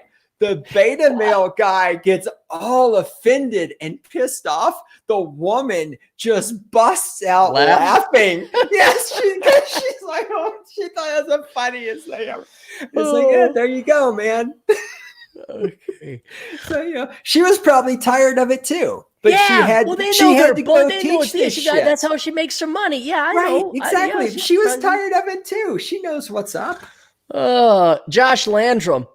Great one. I listened to your podcast. Goddamn, 8 out of 10. Got 8 out of 10 from Josh. Thank you, Josh. Especially for a racist podcaster such as yourself. I'm very racist, sexist also. 3 black friends now. We got 3 black guys in here, and that doesn't even include the Latinos. Holy crap! Holy shit! I'm still thinking about that Nazi mask. That's so good. God, I want to do that. No. Yes, I'm so gonna do that. We need to be employed. Gotta figure out where to find the Nazi thing. I just want to see the reaction. Like if I had cancer, I'd do it tomorrow. Like if I had cancer, I'd do it. Like, yep, going out, motherfuckers. Let's go. What? I'm trying to prevent you from getting sick. Why are you talking to me? Get away from me. Keep your social distancing. And then like have another mask in my pocket, and it would just be the flag or the Star of David. I say, all right, is that one better? All right, get the fuck away. Or like have a communist mask. Just have like, oh gosh. All right, never mind. Dr. O'Meal for $5. My neighbor waited until 4 weeks into the crisis to share his mask stash with me. Wow. I'm not wearing a mask. Unless the government comes in and says you have to wear. I'm not wearing one. That's coming. Some of the local businesses, you have to wear a mask to go in. Well, they put that sign on the door. I've ignored it so far. I'm going to get some pornographic mask. I'm going to get like just a hot chick naked. Some pair of tits. Yeah, pair of tits. I'm like, there you go. There's my mask. Go fuck yourself. Get out of my way. I'm going to get one that says it's okay to be white. I'd wear that. I'd get that mask. It's okay. But see, it's all crimpled up. So you'd have to make sure. It has to be in a way that it's readable. That's the problem with that. It'd be all crimpled up with the Nazi flag, and people are like, is that the? Oh yeah, it is. See, yeah, fully extended. Yeah, there you go. Nonstop Dre 360 for $5. Math professor got mad when I told him that YouTube replaced him and is better for me, so I teach myself math. I'm computer science. Dude, Dre, that is awesome, man. It's great. That is awesome. Nonstop Dre for another $2. Great one. Just speak the truth in his podcast. Laughing out loud. Yeah, I don't know how the truth hurts anybody. I don't know how the truth hurts anyone. It's like I have no problem when they say you hate women. No, I don't. I tell you women to major in STEM and to stay thin because it is in your absolute best financial and everything else interests.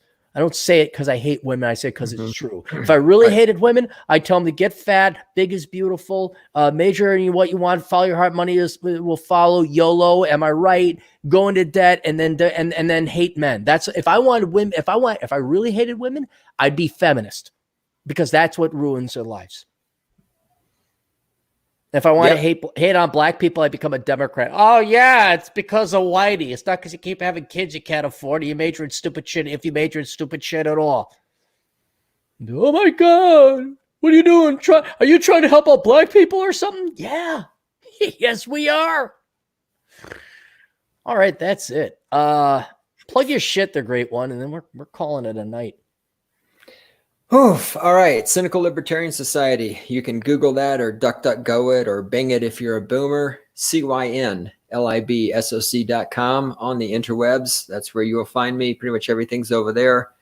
I'm on the Facebook. Don't bother because I never sign into Facebook. I'm on the Twitterverse every now and then. CYNLIBSOC.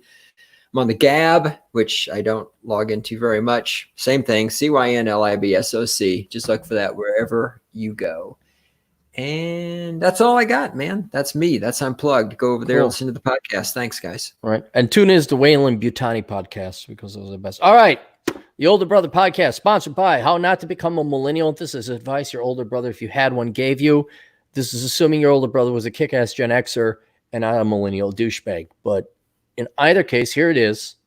For 440 pages, you will have a much better life. The Pence Principle, How Not to Get Falsely Accused of Rape. Please go read this. This is a vaccination. It's short. It's sweet. Written by Randy Bentwick. You can find that on Amazon.com. There's an article in there. Not an article. There's a study in there where two guys spent 30 years in jail because a girl falsely accused them of rape, and then DNA evidence proved them free. 30 fucking years in jail because of a false rape accusation. You want to have what happened with Brett Kavanaugh? No? Well, avoid that. Get that there. Reconnaissance Man. Go buy that book. Read it now so you can figure out where you want to go and travel across the United States. And then Bachelor Pad Economics, the Financial Advice Bible for Men. Go get that book. Seriously, while you guys are all quarantined, go get this thing. Paperback, Kindle, and Audible. I don't know what else. Curse of the High IQ. Did you ever read that one? Great one? Oh, yeah. Oh, there we go. That'll help you out. All of them help. They all help. Mm-hmm. And that's it. All right, take us out appropriately, great one. Toodles.